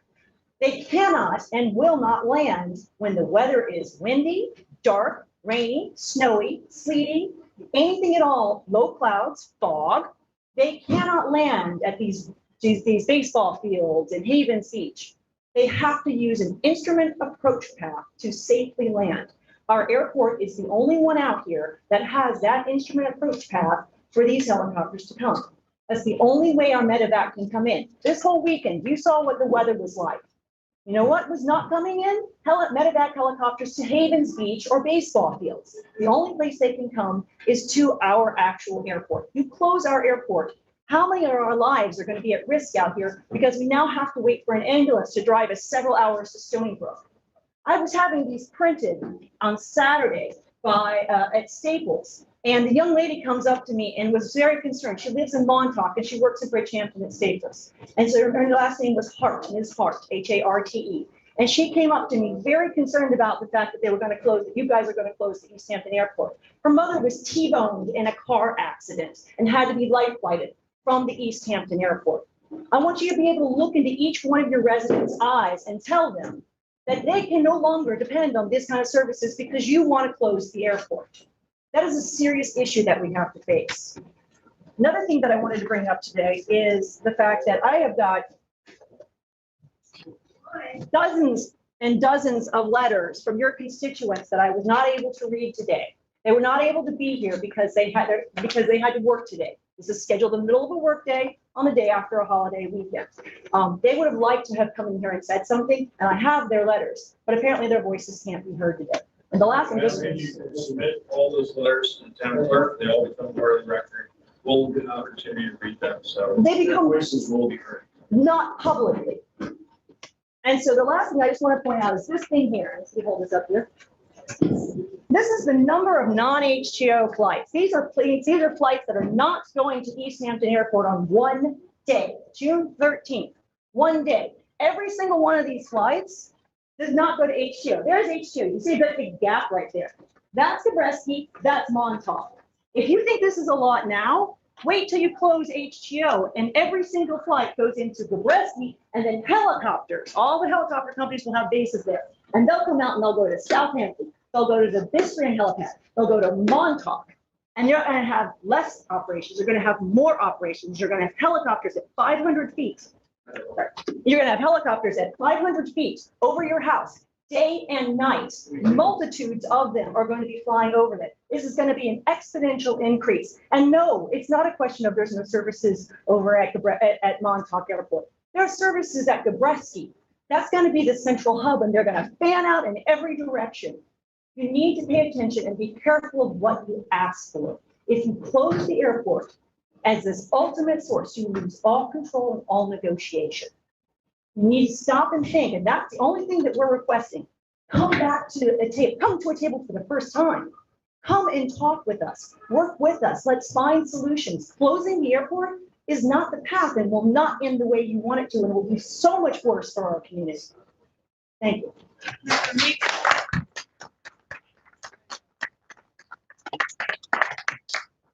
Don't want it out there that we don't meet with you, because we have met with you in the past. We met with you in the attorney's conference room. So, and that was what, 2017? I met with you last week. Well, yeah, you did. So there is an open door policy here, and I just want to make sure. And I would be very interested in reading all of those letters that you have, and those public comments will become part of what our consultants will use. They will be part of the addendum to whatever comments we have, just like we did with the Hamlet study. Every comment was laid out by Hamlet, by person, so that those will become part of the public record if you want to put them in. I would be happy to, and all of these people are very upset, feeling as though that their voices have been silenced. Nobody's voices are silenced, because and again, I want to make sure the public, we want public comment that will help us make a decision. And just because they are not heard today in my ear, it will be in my brain. And that's just as important. And as you said about coming together and having a meeting, obviously this is a poor format as we've seen. It just is not enough time. This is not a structured meeting for purpose of really engaged in the public. And that is planned. That is part of what we have planned in the future. So today's purpose was literally to get the presentations from our outside consultants, scientists, Dr. Warbles, and we're going to move on to our next which is jet traffic. Appreciate the comments. Thank you. Please submit them.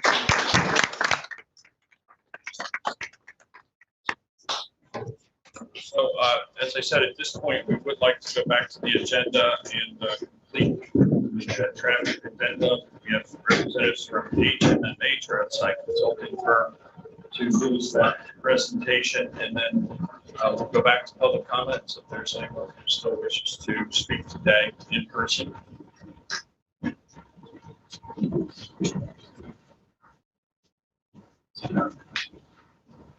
Mr. Supervisor, I have a Sarah Jensen joining right now in Zoom. Welcome, Sarah. You're live with the town board. Hello, Sorry everyone.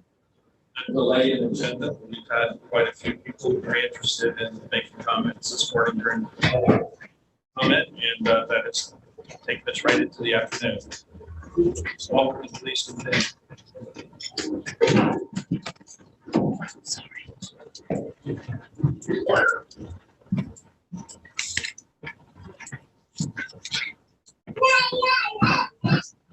Can you hear us? Sarah, you can begin.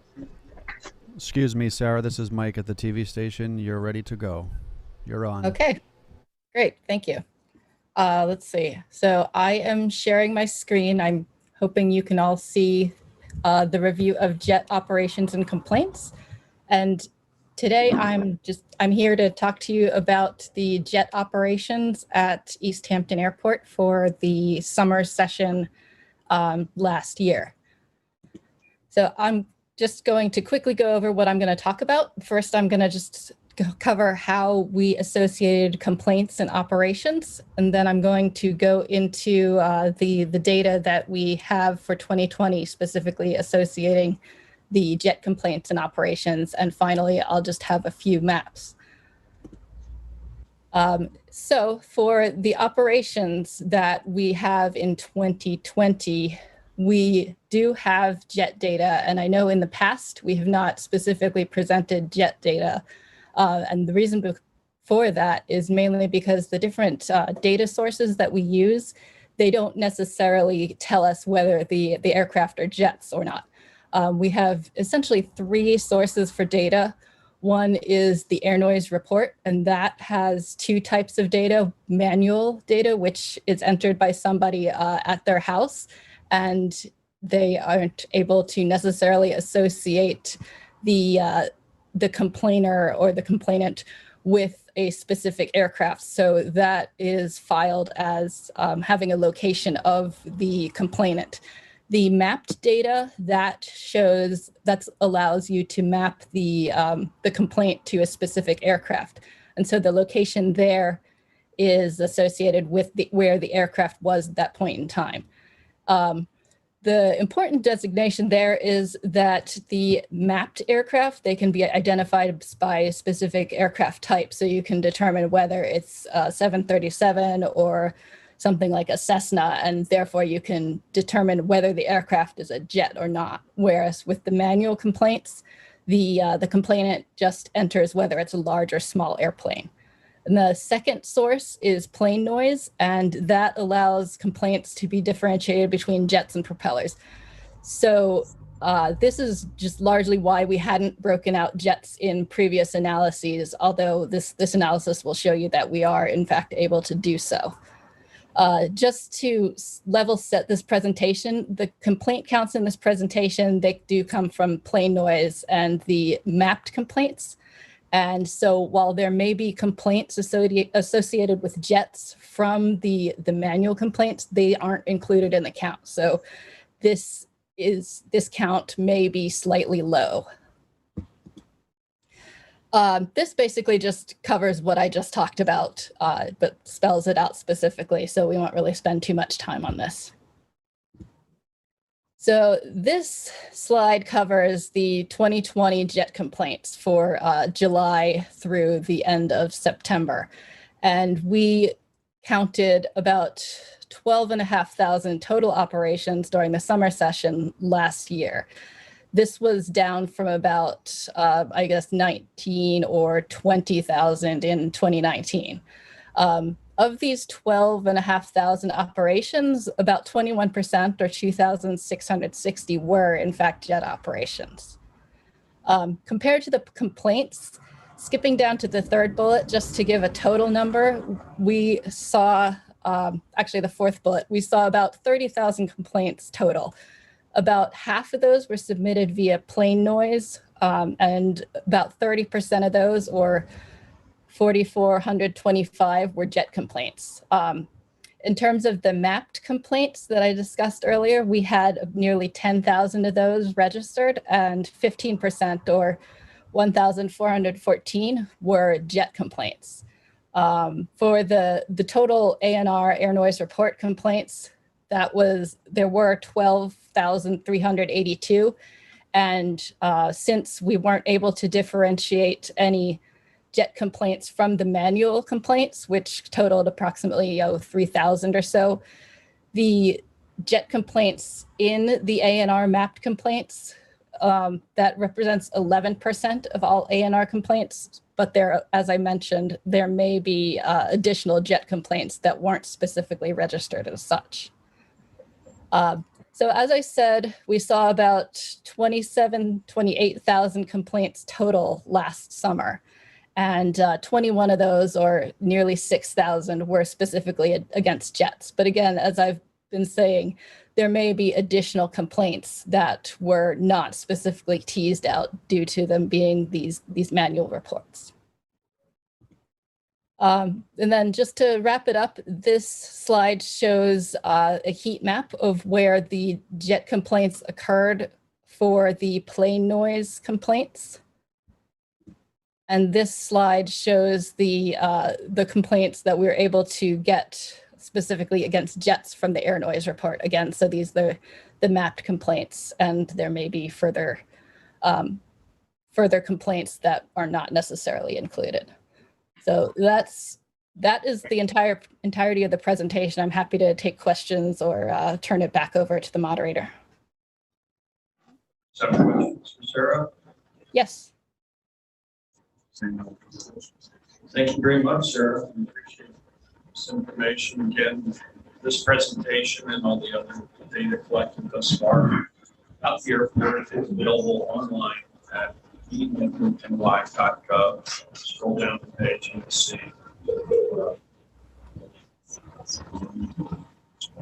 Back to the public who wish to speak and address the board. Lyle Greenfield, Lyle, are you here? Yes, still.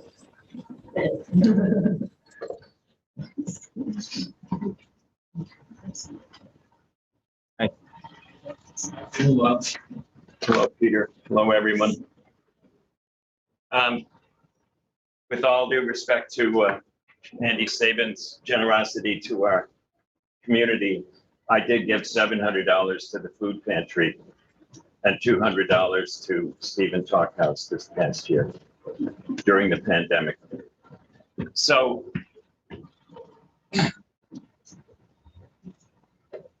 in 1980, the population of East Hampton town was 14,029. 2021, it's approximately 2,101, an almost 60% increase in the number of people who are residents here and who have homes here, presumably. In that same period of time, New York City's population increased by, let's see, I've got the number, from 7,071,000 to 8,230,000, an approximately 15% increase in the number of people. Regarding the airport's importance to the business community and business on the east end of Long Island, one of the things we've treasured about this, and the reason we've wanted to and been willing to travel by rail or bus or car this distance, is because it's distant from the commercial world. So again, with respect to Andy, who's been a very successful businessman running an international business out of East Hampton, that's not why everybody else is here for the most part. If you want a beach sticker and you're a resident, you can get one for free. If you're a senior citizen and you want a dump sticker, I mean a recycling center sticker, get one for $55. But not all residents are entitled to their $700 or $10,000 charter on a plane or helicopter. So it is a minuscule amount of people who are benefiting, and a very large number of people from all of the flight patterns who are being damaged, hurt, assailed by the helicopter and jet traffic in particular. With regard to the eloquent argument that we should be careful what we wish for because the medevacs and the emergency vehicles and the Air Force needs to patrol our skies and so forth, no one here has complained about a medical helicopter that interrupted their barbecue. That's not the point, really. A friend of mine recently passed by the East Hampton Airport, and the stack up of large jets resembled runway 5 at JFK. Like, it's a lot of planes, and it didn't exist 40 years ago when so many of those residents in the flight pattern didn't exist 40 years ago. So when we talk about the CPF fund, right, Community Preservation Fund, which has an abundance of riches in it right now, and thankfully for all of us has preserved hundreds, thousands of acres of open space for the reasons we come here, live here, love it here. The exponentially increased amount of noise, air traffic, chopper traffic, and so forth seems counterintuitive compared to what we're trying to do for the community from an environmental perspective. I wanted to make a suggestion, and I know you'll take this seriously and enact on it in the next 2 months. After 9/11, people wondered if air travel would ever recover in this country and around the world because the fucking airspaces were shut down. I'm sorry I use the airspace word. After, during, and in the immediate aftermath of the Great Recession, there was concern, will things ever come back? People weren't flying, they couldn't afford to travel, people were out of work. The economy has had two monumentally robust recoveries since then.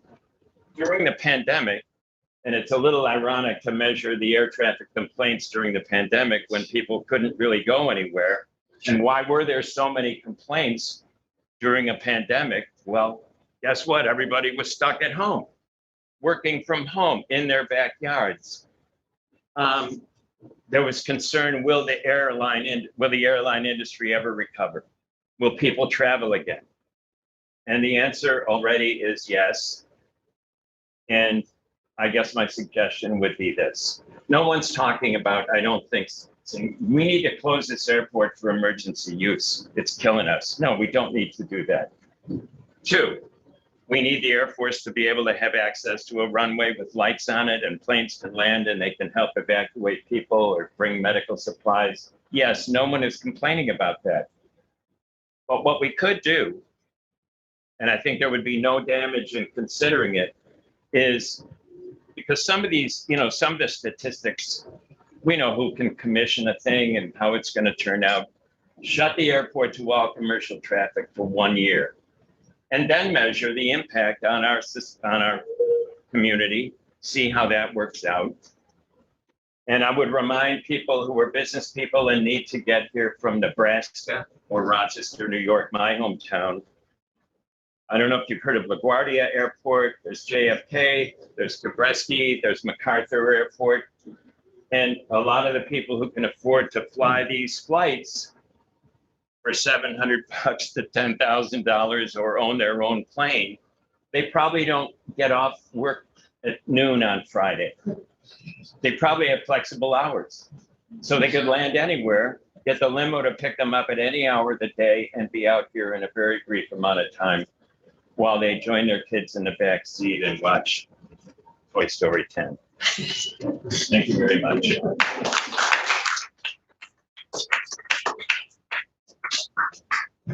Aaron Kingston.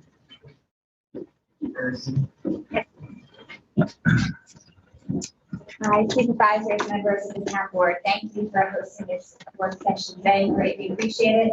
My name is Erin Kingston. I'm the executive director of the East Hampton Community Alliance. Hopefully you've seen our name out in town and some of the information that we've been putting out. Our purpose is to create awareness about the economic and life-saving importance of the airport. I think you know, the Commission on Economic Impact Study, which shows that the airport contributes over 800 jobs annually and over $76 million in revenue to the community. Of course, the town has issued its own economic impact study, and our economist from Cambridge will be presenting his analysis of that report on Friday to the AMAC meeting. So we hope you all will join us in listening to his comments on the report.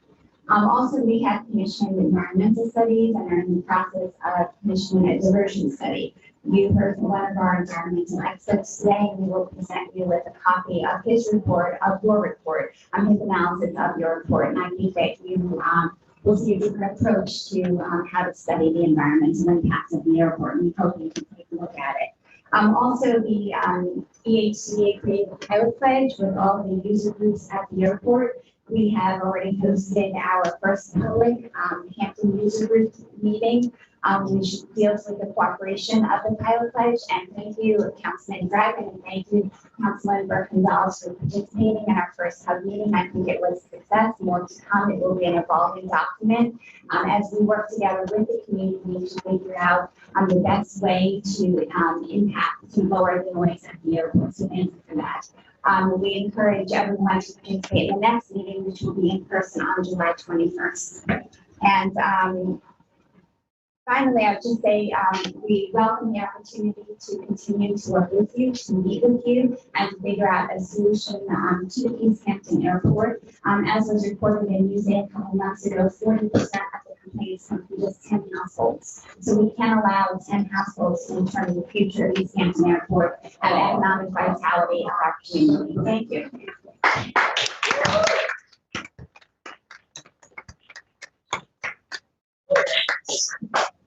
I'd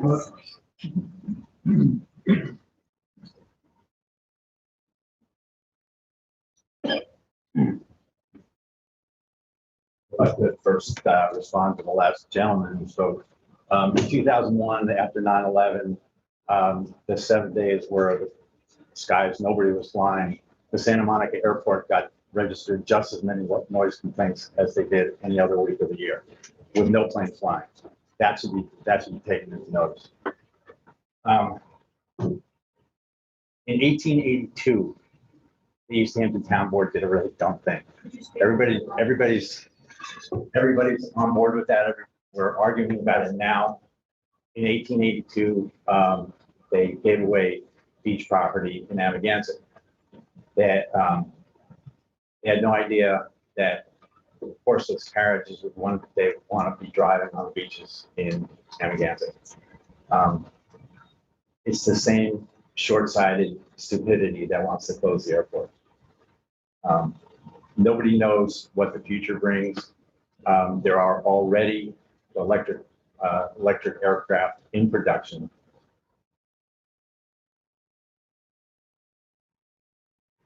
Sorry, I'm all over the map. I've heard so much today. Addressing the jet traffic.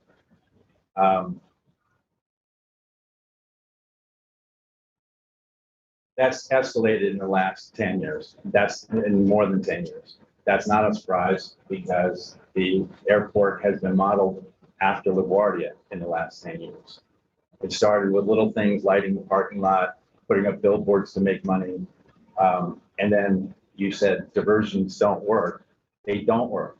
The spread the noise idea, which is consistent with places like LaGuardia, like JFK, they don't work. The only solution was to continue having the helicopters at low altitude over the power lines. It's the most efficient and environmentally friendly thing to do. At low altitude, you don't hear a helicopter. The reason the military uses them is they're below the tree line. It's a line of sight kind of noise thing.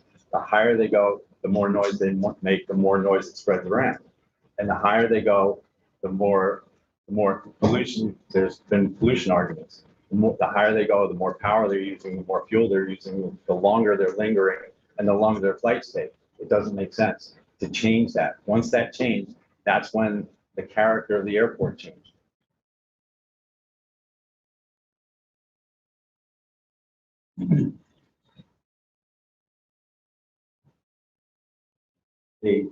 The control tower that was supposed to control noise, which brought in more jets, more helicopters, heavier jets, did not increase safety at all, as evidenced by the two horrendous air crashes that we did have, where the tower was a factor. Which one? So the final straw is the special VFR, which is almost unique to LaGuardia Airport, JFK, Newark, and high-density metropolitan airports, which will not decrease noise, will make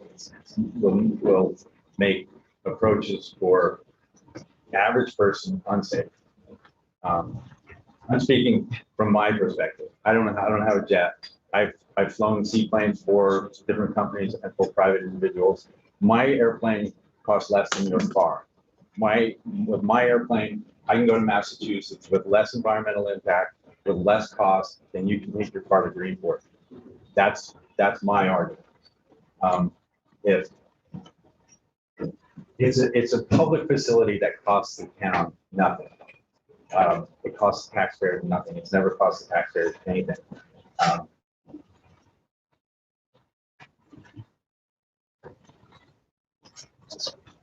If people want to take advantage of this public facility, they can. If people want to drive on the beach, they can.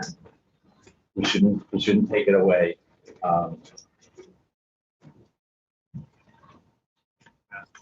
lost my. I'm sorry. Okay, we'll run out of time.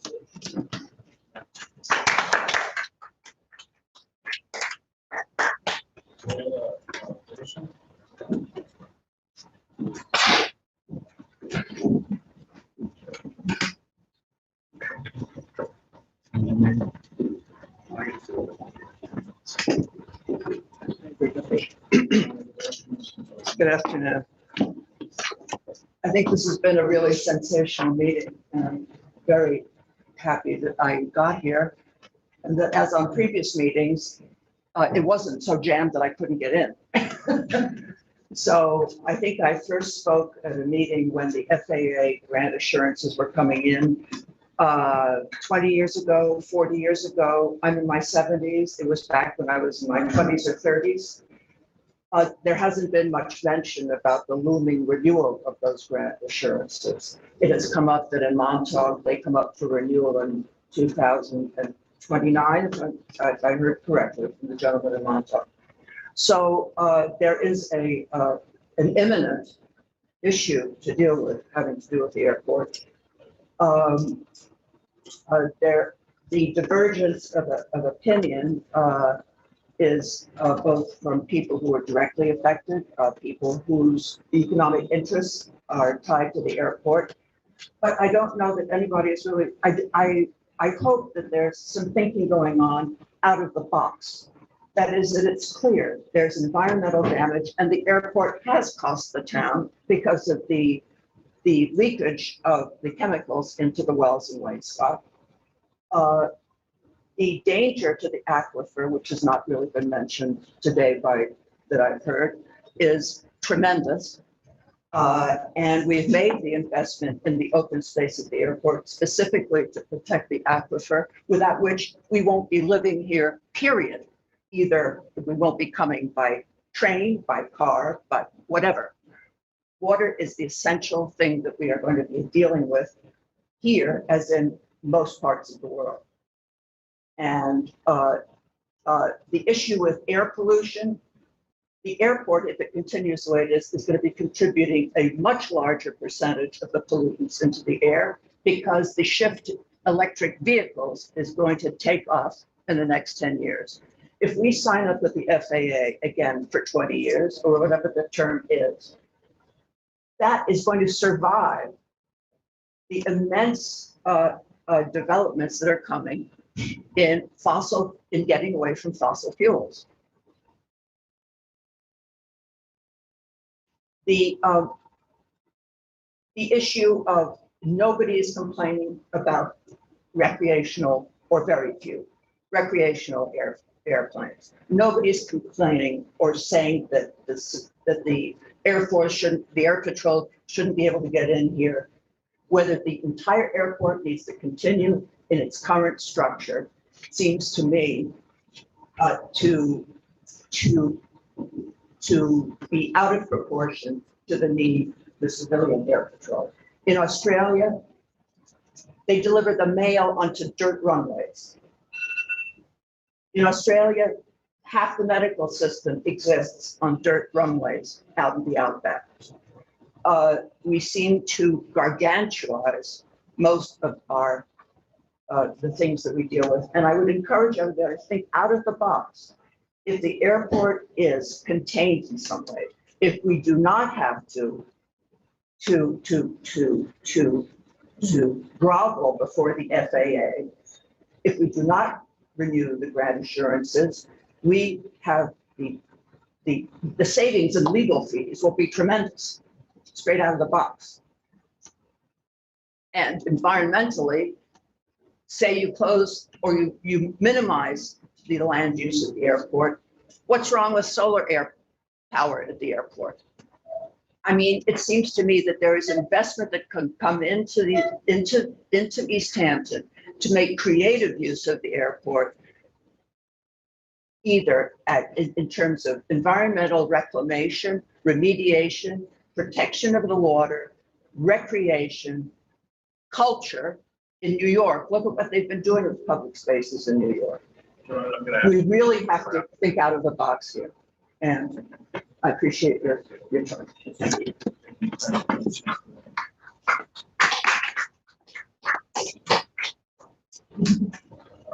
That's Sorrentino? That's Sorrentino? Material section next to the rank. Where's that?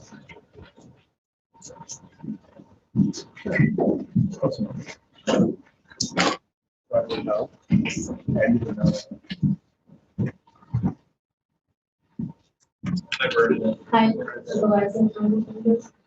I actually ended up on this was because of the but I'm happy to speak to you today. So, I'm representing some of the institutions who have the old we have the office empower and company them. And I want to show our commitment to the improved company that we do not finish and experience the influence, which means the two polarizing sides of the airport between open without inspections, closing for growth. We don't think that is a solution. And we want to show our commitment to the town board to help in any way we can come up with solutions to find a path which potentially also preserves our jobs. We're all local families that work at the East Airport, which we never speak up. It's the airport has become such a controversy, but our lives depend on being close to each other. And if closure were to be an asset at some point in the future, we need some kind of forecast about that. We need notice. If all, first of all, we would like to explore our options first before it even becomes a necessity. We do understand that it's a very big topic and it's been the topic of controversy for decades. But we think there is a solution out there. There has been a continued disconnect between the community itself, the surrounding communities, and the airport. We believe it can be a viable asset to the entire community, and it can spark many careers in aviation. And we are willing to do everything we can in our way to make this happen. What we do want to put on record today is keeping it open for recreational use only will be the end of our company. Thank you so much.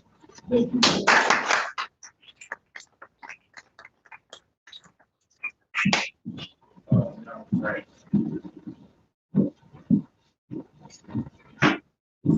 Sorrentino, is that correct? That is correct.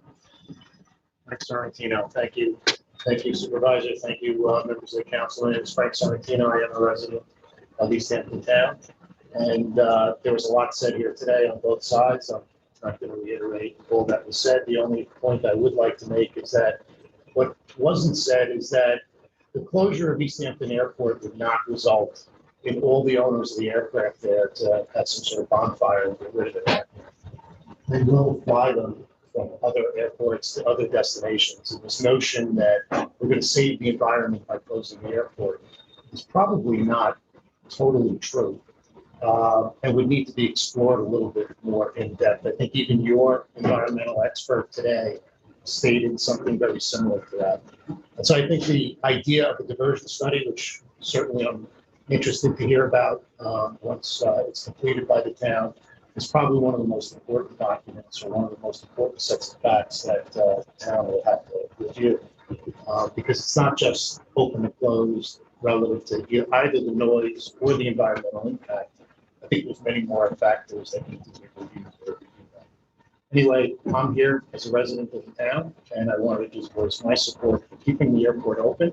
I appreciate all that the town supervisor and the town council and everyone involved is doing to try to come up with a proper and well-studied approach to the issues. And I hope to engage further as we go along and try to understand exactly where we're trying to get to. And maybe there is, and hopefully there is, a compromise situation that works for everyone. So thank you all. Appreciate it.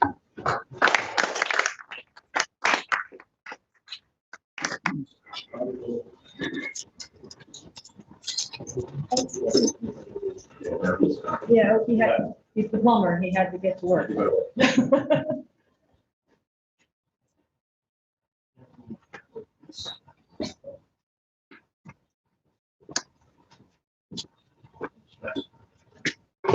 Good afternoon, Supervisor and Town Board team. Good afternoon, everyone. My name is Sebastian, and I'm a sophomore at Pearson High School in Sag Harbor. I've had the dream of becoming an Air Force pilot since I was a little kid.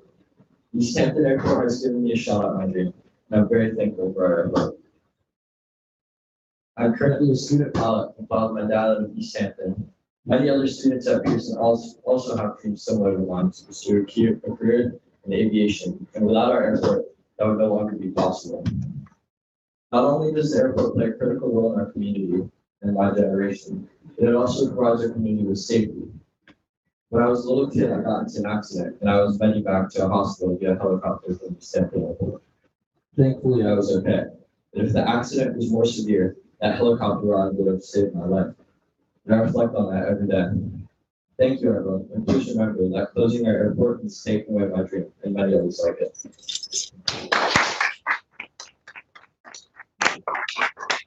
Rosenfeld.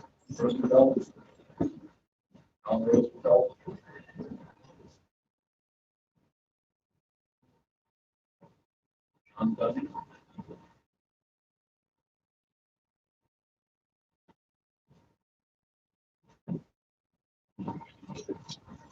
Good afternoon. My name is John Dunning. I'm a local resident, currently teaching my children how to fly at East Hampton Airport.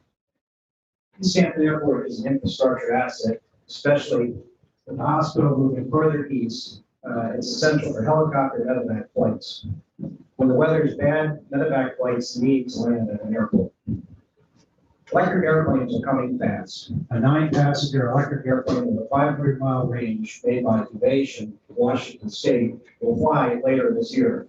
It's quiet, burns no fuel, and a $20 an hour operating cost. Pepsol, a Swiss company, is manufacturing single-engine electric planes and an all-electric cargo airplane. In Vancouver, Harbor Air is currently flying all-electric seaplanes. Once closed, East Hampton Airport will be lost forever. We will never get the land back. I caution you to please not be the town board that becomes responsible for the loss of a critical piece of our infrastructure. Thank you.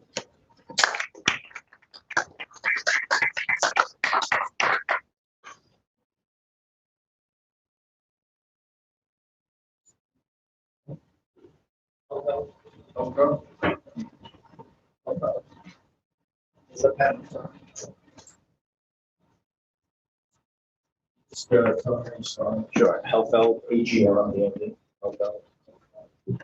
Thank you very much, Supervisor and Council, for holding this forum. I feel like it's been, really informative for me and productive. And I think there's been a lot of great comments, and glad there's a few people still to hear my point of view. So I live with my wife and 2 kids, really close to East Hampton Airport, just south of it. We bought the house in 2013, knowing full well that there was an airport nearby.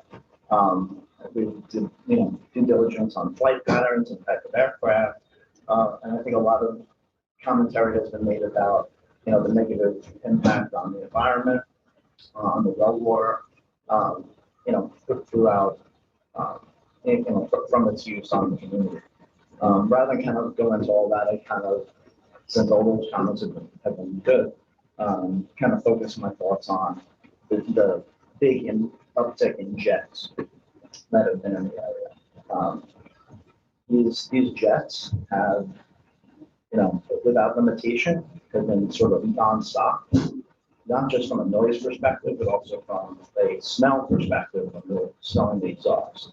It's gotten to the point where if my kids are playing outside, I tell them to go back inside until sort of the smell subsides. So I just really wanted to kind of bring that to light that, there's so many homes both south and east and west directly at the airport that, with the air traffic being like a LaGuardia type of frequency, there's no houses and homes that are sort of right on top of the runway. So I just want to make sure that we don't become that. And obviously, if we're in a situation where it's keep status quo or eliminate, obviously, my family and I would be in favor of eliminating it.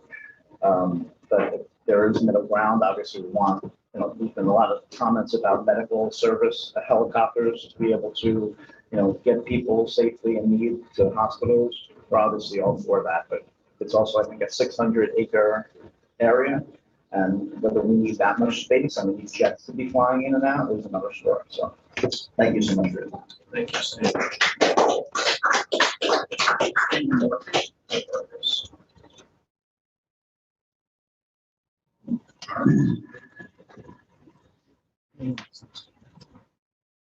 Lucy Bellman.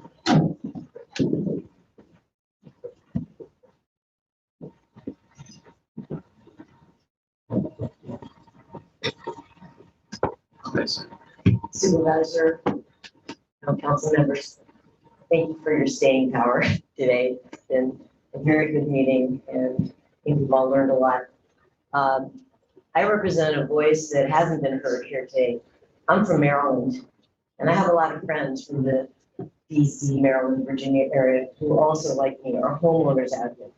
So the idea that everyone who comes into East Hampton Airport can just take a 2.5 hour, 3 hour drive from Manhattan if there's no traffic, and we know what the traffic situation is like, is simply not true.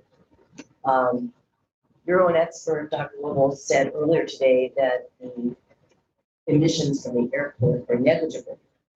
I would just, and we've heard comments about if the airport is closed, about the uptick in carbon emissions from cars. And jets at least can have carbon offset.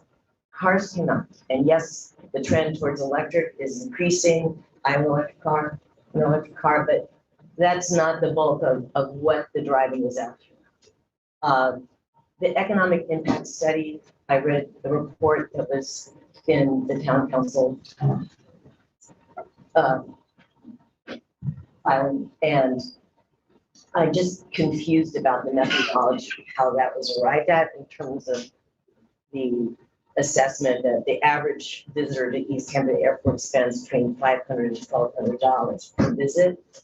While my destination is not East Hampton because I'm in Sagaponic, my husband and I certainly employ many services based in East Hampton. We are supporters of the community.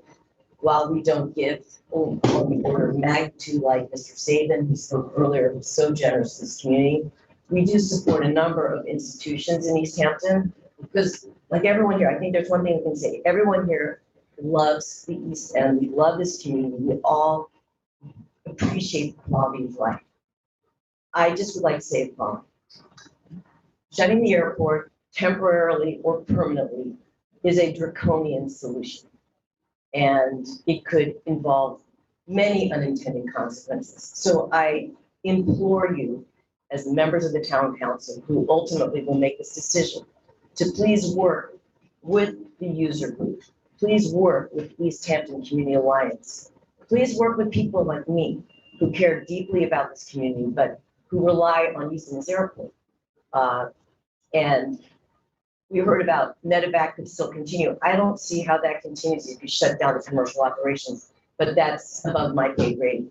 So I don't know if that's realistic, but you always have the option to close the airport. But please don't take that as the first option. Please make that the option of last resort.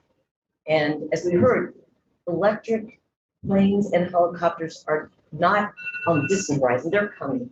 So let's work together to try to solve the issues around noise. I live on the flight path. I know when the helicopters are coming and going because I feel it too, and I am sympathetic to everyone who's affected by it.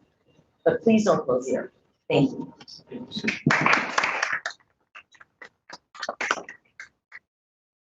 Tom Dessler.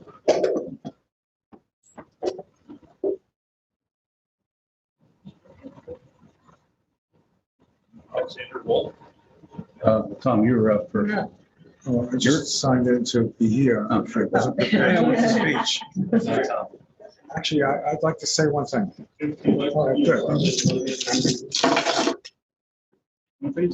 actually want this.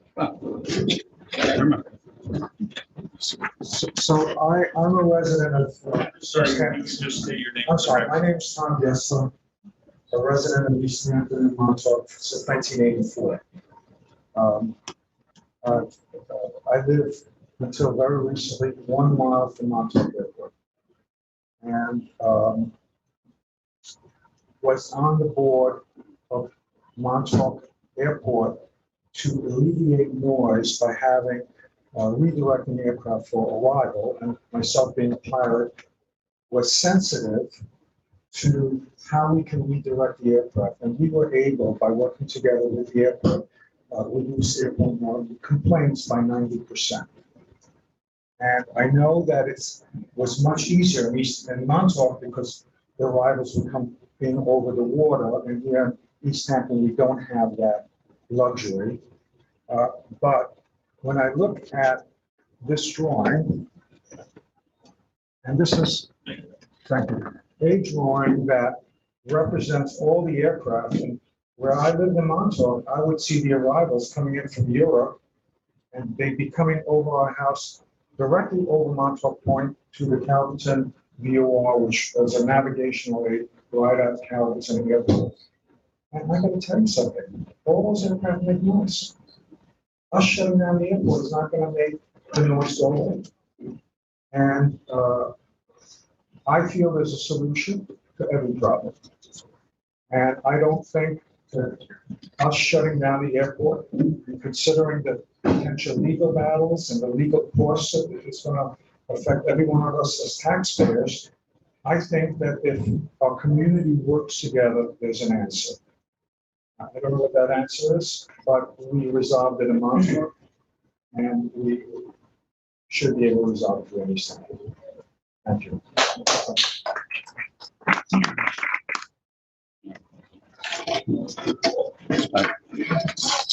Hi, I'm Alexander Wolf. I'm a bit of a black sheep here. I come from Connecticut, so try not to hold that against me. Long story short, I flew in here this morning for this meeting just to get a little bit about their perspective as an operator from Connecticut who utilizes Montauk and East Hampton. I probably individually spend in season maybe $20,000 in business, just in East Hampton and Montauk, various restaurant establishments or other services. And I think that those businesses are underrepresented in this room, and the effect of having people coming from out of state to feed those businesses. The other thing, which as Tom alluded to on that chart, you see all the traffic that's entering up on the East Hampton VOR, which is a radio beacon that everyone uses internationally. It's not going to remove traffic from the airport. It's not automatic. It's going to be a safe haven or black hole, no activity. It will increase traffic, and you can see it from the South Shore. Everyone goes offshore. There's always going to be noise, and that's always the way it's going to be. But obviously, the ancillary benefits of the airport is going to need to apply to Veterans Airlift, Mission Air Services, Life Slip. You have very well-heeled individuals that are very generous with their time and their money contributing to the community. And I think it would be a disservice to remove something that would basically amortize back in the 40s for our benefit, and to just toss away something that was gifted to us by people that once dead is unnecessary. So that's my 2 cents. And as far as energy conservation and carbon footprint, quite frankly, I'm in construction. You guys can insulate the place. Cut down the HVAC impact a little bit, and then we could actually hear people, between the units blowing or that unit happens. Okay. Oh yeah. I don't know why. It's really neat. It was working really hard with the room with 110 people in it to get it careful. But this building is surprisingly very well insulated. The shingles that you see hide the fact that there's a stress skin foam attached over it. It's quite thick, and that's what some of the door jams are destroying. So it's really quite energy. Right, yeah, that's what I got for that. You all for the time and for the patience in dealing with us. And I just ask you guys, are you a commercial operator? Private individual. Is there anyone else in the room who's not spoken who wishes to speak? Yes, sir. And then I'll go to.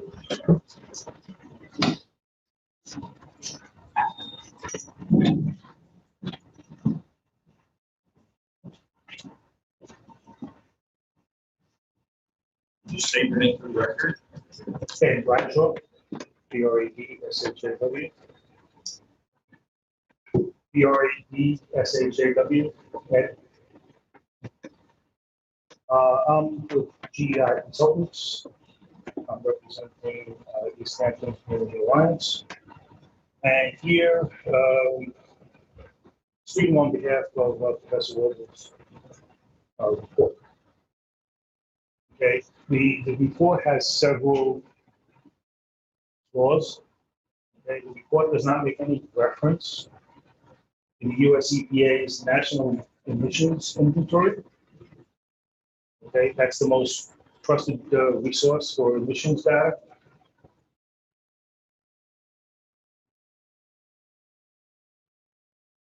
The NEI data should be used as a benchmark for any comprehensive air study. Any air study, whether it's for an airport, transportation study, every environmental impact study references the NEI.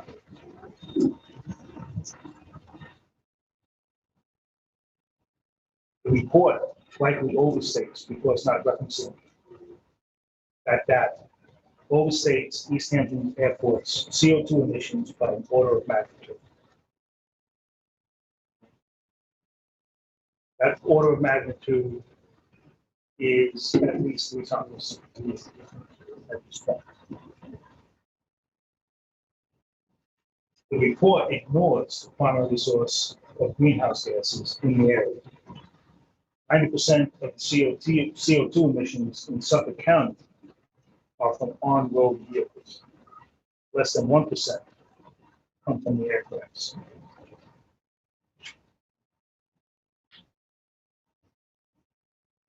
The report, top down and bottom up approaches are flawed because they are based on data from towns and airports, respectively, with little to no resemblance in East Hampton's predominant emission sources or East Hampton Airport's aircraft operations.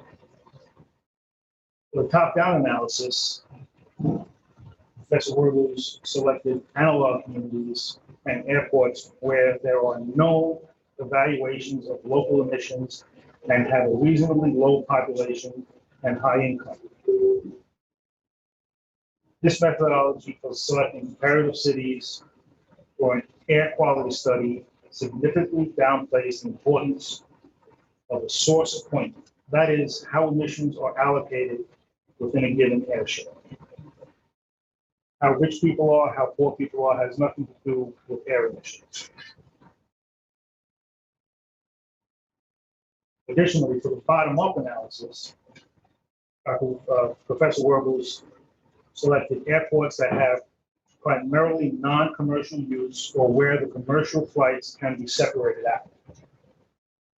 East Hampton does not have a count where you can separate commercial from private. That alone would affect the air emission study. Thank you very much.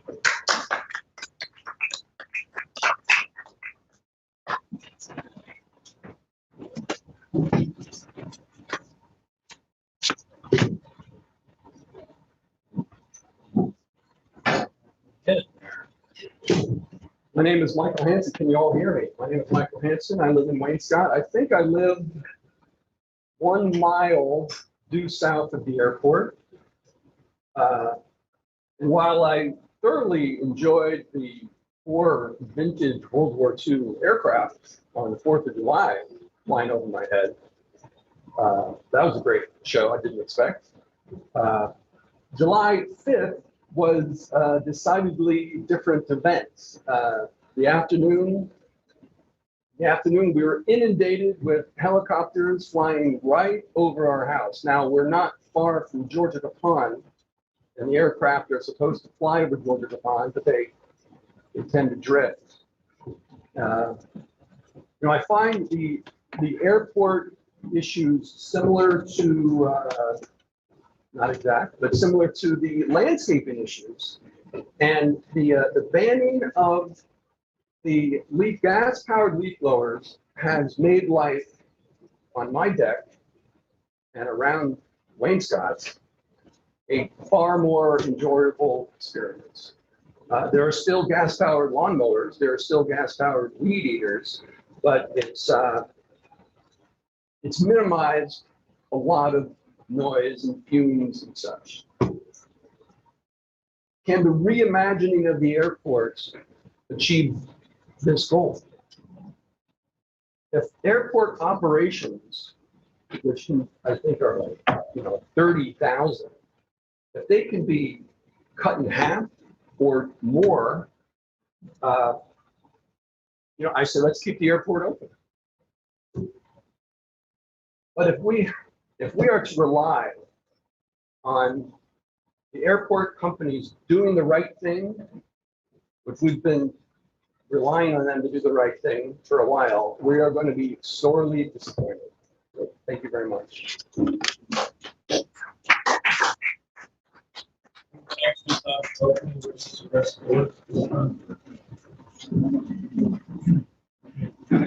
Callers, Michael, do you have any callers from the line still? Yes, we do. I'll go to the caller who has the last 4 digits of their phone, 7518. I'll unmute that caller now.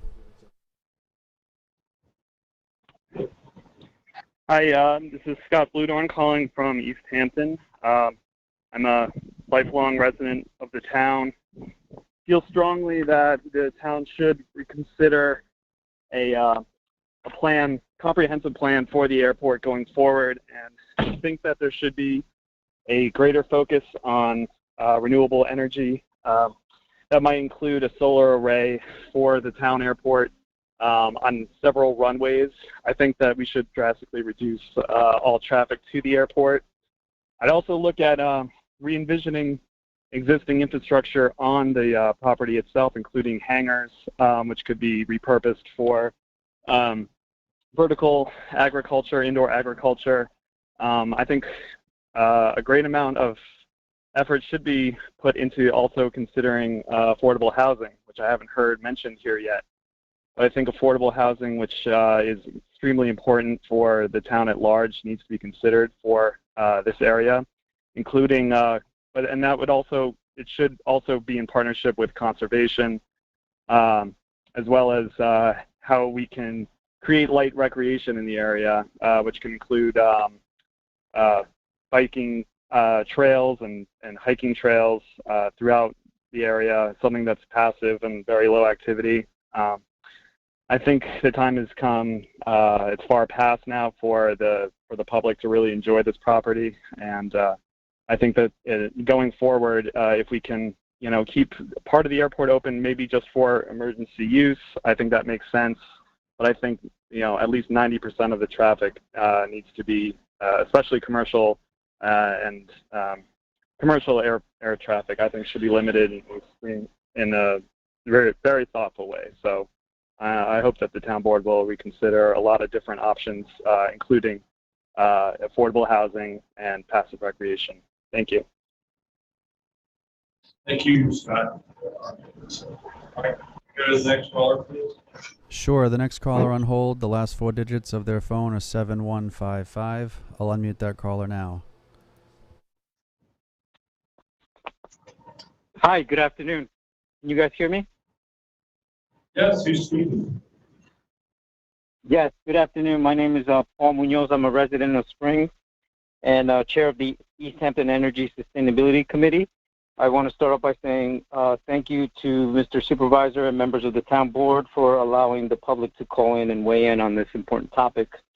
I would like to take a different approach and be respectfully the voice for those that don't have one, which is the environment, our wildlife, and our aquifers, all of which are drastically impacted by this airport operating. And by no means am I trying to minimize people's concern for noise and air pollution, but I feel that this may be the very source of most problems. We humans sometimes think first of our convenience and prioritize that over other more important things that are much valuable. I like to think that if we prioritize the environment, nature first, and by doing so we automatically are protecting our well-being and those of our children and grandchildren.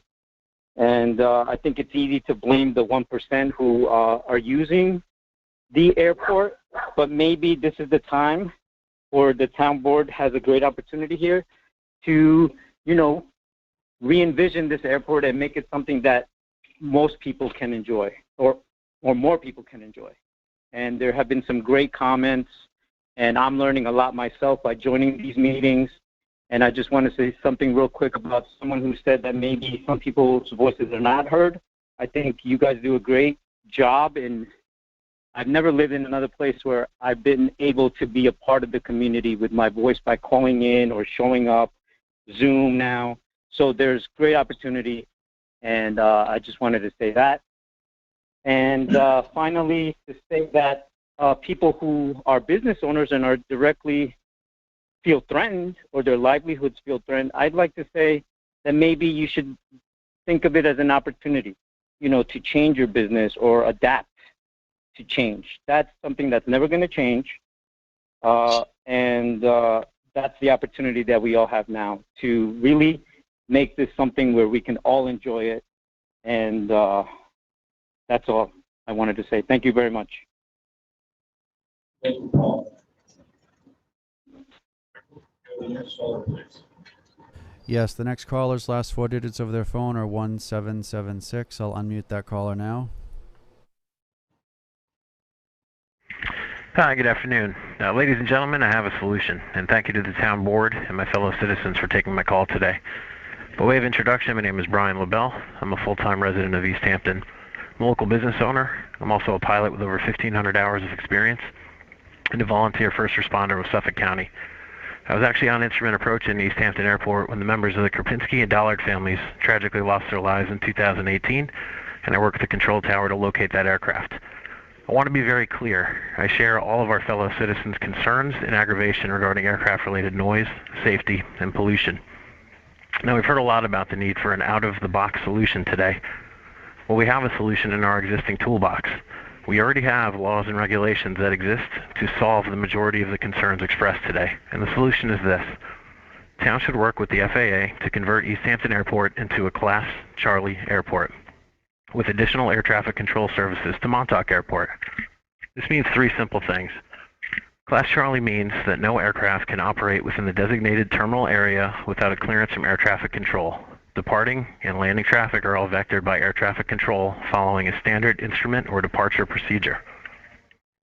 Second, minimum altitudes are materially increased, typically 1,500 feet within a 5-mile radius of the airport and 4,500 feet within a 10-mile radius of the airport. This means no more low-flying aircraft over your homes, including large jets and helicopters, particularly when weather is at or below minimums.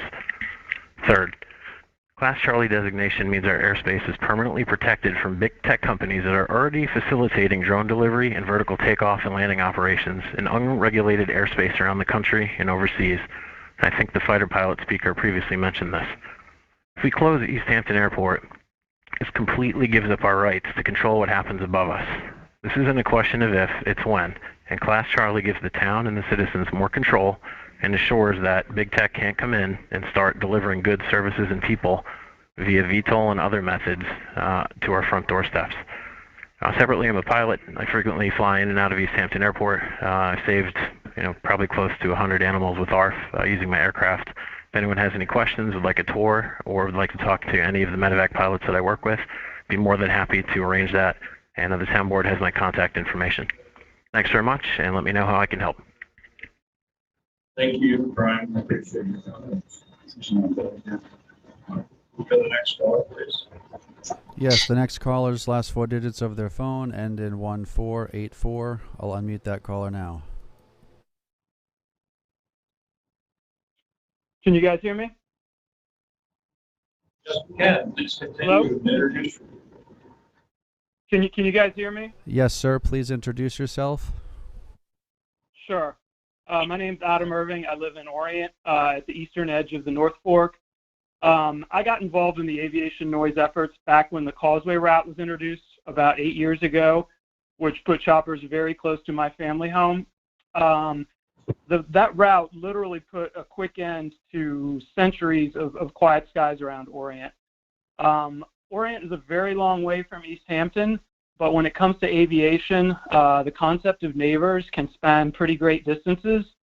And I want to be very clear. I have nothing against aviation, and I am quite fond of East Hampton, but I view KHTO and by extension East Hampton as a bad neighbor. Repeated noise events from helicopters, seaplanes, jets have a profoundly negative impact on communities, everywhere from Manhattan out to the East End. And I wanted to just talk about kind of personal experience when Orient was really getting kind of the bad end of it with the twin-engine helicopters. Your stress level goes up thinking about the aerial assault that comes every Thursday afternoon, every Friday afternoon. Same thing Sunday afternoon, Monday morning.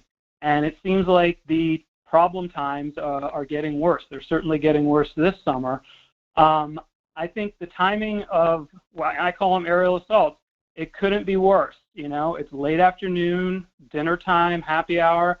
This is precious time that should be spent unwinding with family and friends out on the beaches, enjoying the outdoors.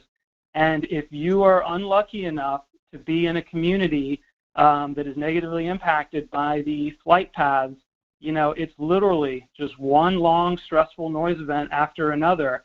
And, if people were getting 3 or 4 a day, I think most people would roll with it. But when you're getting 30, 40, 60, more, it is viewed very differently. I also want to explain this is not something you can just go inside to escape.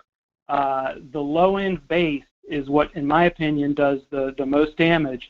And that comes whether they're flying 500 feet, whether they're flying 2,500 feet, 4,000 feet. That low-end base cuts right through your walls. It buzzes your walls. It buzzes your windows if you've got old double-hung windows like I do. That you can literally feel the sound waves in your body. The best analogy I can come up with is if you have a least favorite song out there, imagine your neighbor playing it 20 times, 30 times, 50 times. Some of the neighborhoods that are getting really badly impacted this season, they're getting more than 50 operations per day. I mean, literally, someone blaring that next to you, the humor would get, would wear thin very quickly. The way I look at it is, we're all neighbors out here, especially when connected by aviation. Good neighbors, they don't ruin your outdoor time. Good neighbors do not significantly lower your quality of life and property value. Good neighbors don't pollute. Good neighbors don't push the vast majority of traffic onto other townships year after year. Good neighbors, they don't make you waste time on cumbersome noise complaints, on kind of slow apps that you have to do dozens of times per day just to put some complaint out there. And I want to echo that, out here in Orient and other places, it's the same thing. People are very busy. Most do not have time to do more than a handful of complaints if they do them at all. So you get the occasional crazy like me who's been sticking to it for 8 years. Look, I'm happy for the opportunity to speak. I'm glad that the East Hampton Town Board is taking this seriously. I think you're doing the right thing. The way I see it is the grant assurance has come off this fall, and I think East Hampton really needs to take a hard look at this and become a good neighbor again to the various East End townships as well as the towns from Manhattan to Nassau County. Thank you very much. Thank you for calling in today. All right, can we go to the next caller, please? Yes, the next caller's last 4 digits of their phone end in 4600. I'll unmute that caller now. Hi, I've been on and off this call since 11, so I apologize if any of this has already been repeated, but I agree with everything the prior caller just said, but I want to reiterate, it's not just other towns and people who bought near the airport, not that anyone deserves it worse, but East Hampton Village itself has a flight pattern of huge jets being diverted in a large loop away from the airport, far from where they came from, going low on a course directly to the airport, right through the middle of town. It goes right over the library, right over the church, right over the yards of local village residents on the far side of the airport, just as the prior caller just said, and many other people have reiterated. all day Friday, all day Saturday, all day Sunday, huge planes right over backyards, nonstop. At the very least, there should be some limit or control over the size, the amount, the number. And if the only way to do that is to close it, then so be it. But there's got to be, you know, as everybody says, we can't mow our lawns at certain times. We can't park our cars in certain places. You have to be a resident for this, an owner for that. There's got to be a way to put, you know, far more stringent limits on the size of planes, the amount of planes, the frequency, the Saturdays, the afternoons, the evenings. There's a million ways to do this. And it would seem that, you know, putting more limits and control has got to be on the table. And that it's not just people who bought near an airport, or, you know, everybody's in the same boat is the point. It shouldn't be an us or a them or a, you know, you or a we or whatever. We're all in the same boat. If you move it from one place, it's going to affect somebody else. So to, you know, I don't think there should be such a focus on where you bought, where you built, who's a neighbor, who's not a neighbor. Everyone's having the same experience, including right here in East Village. Could you just repeat your name for the record? We have a little trouble hearing you. Oh, Carolyn. Carolyn? Your last Sorry? name? Kent, K-E-N-T. K-E-N-T, Kent? Carolyn Kent? K-E-N-T. And the point being, you know, and even to the emissions point, and the guy who gave the report in the very beginning, these planes are going way out of their way to follow these various flight patterns and then come in low right through the center of town. There's so many issues with that. We appreciate you taking the time to follow today. Let us know your comments. Thank you. Well, Michael, can we go to the next caller, please? Yes, the next caller's last 4 digits of their phone end in 1238. I'll unmute that caller now.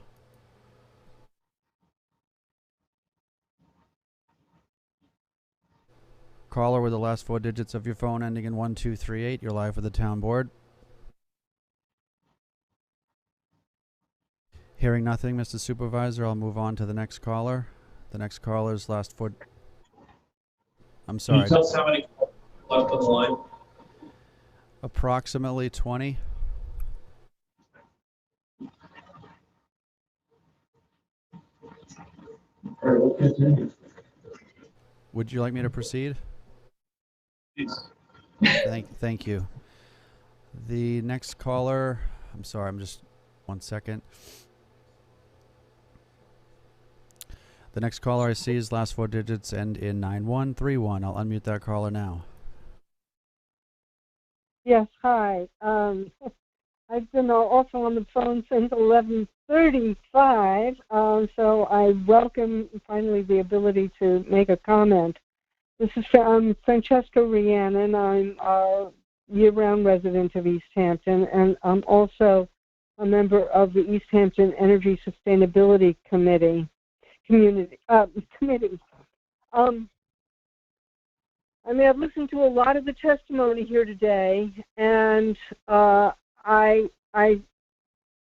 think that some things that we have not really touched upon is the opportunity cost of keeping this airport open. And that opportunity cost goes up the longer we do keep it open. It means that alternate uses that we really could use to help our town will not get done. And but before I get to that, I also want to say noise is a huge health issue. Repeated exposure to noise causes heart disease and undoubtedly leads to deaths. I'm sure people have died in this community who are being assaulted by the noise of this airport. But let's go on to the reasons for climate change of shutting down this airport. I urge the town to shut down all non-emergency flight uses of the East Hampton Airport. There's no reason why we can't have a small emergency flight function there. But we have recently passed, the town has passed a climate emergency declaration. We as a town have dedicated, the town has agreed to go to 100% clean energy, including transportation by 2030, which is a short 9 years away.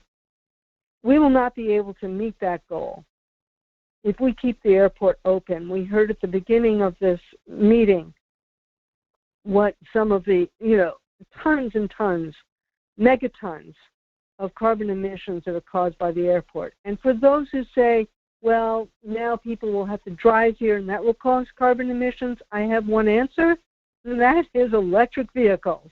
They work, they're zero emissions, and I'm sure that people who can afford to fly planes here can also afford to buy electric vehicles.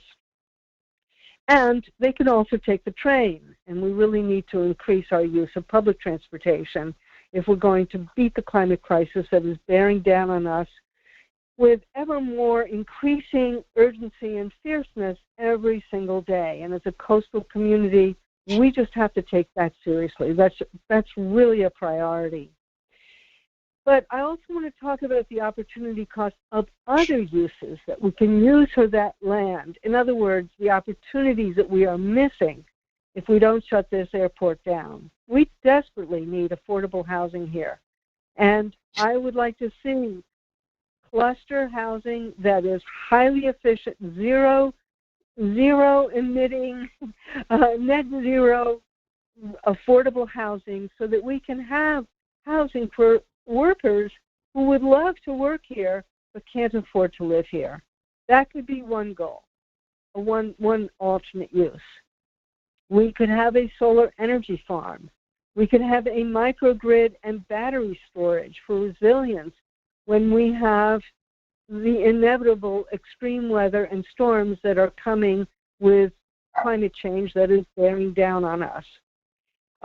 We could have a small business incubator to assist low and middle income entrepreneurs, those very people that some are decrying that they'll lose their jobs if we close the airport. We could have an incubator to assist them in developing their own businesses. These are just some ideas. There are more. Let's please move into the 21st century by prioritizing clean energy, resilience, and environmental and social justice, which we can do with alternate uses for the airport. And I just have to say that the wealthy, including those who give charitable donations, even if they give charitable donations to COVID-19, do not represent the majority of the town's inhabitants. And their interests should not take priority over the community's needs, no matter how much they may donate with charitable donations. And the very suggestion that they give so much money to charity here means that we should prioritize their interests when their interests are not in the interests of our community. Just really kind of adds insult to injury and frankly contributes to the notion that that airport is just for the 1% while the 99% suffer. So I think they would be wise to maybe take those kinds of hidden, jerking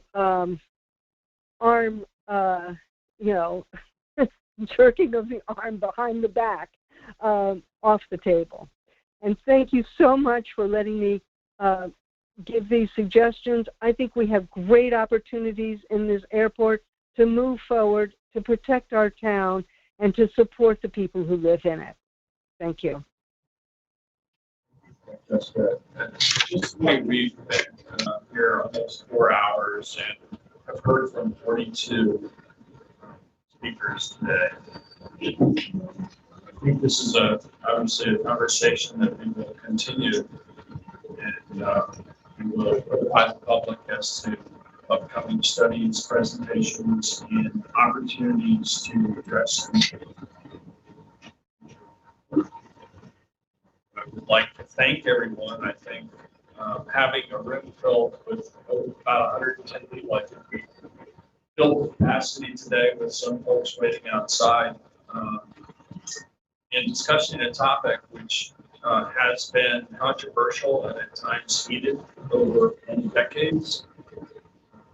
Have the level of decorum and civility that was exhibited today by all participants is very encouraging. I really appreciate everyone's efforts on that front, especially. These are difficult questions that we all grapple with and trying to find what's best for the community and the way forward that really meets the needs of the community and includes as many people as possible is truly important. And I thank you all for participating.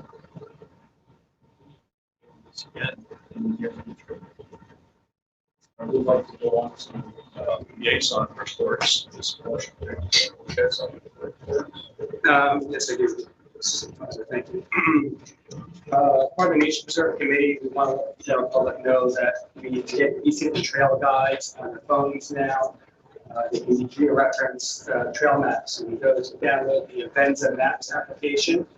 You go onto your internet browser, go to ehamptonny.gov.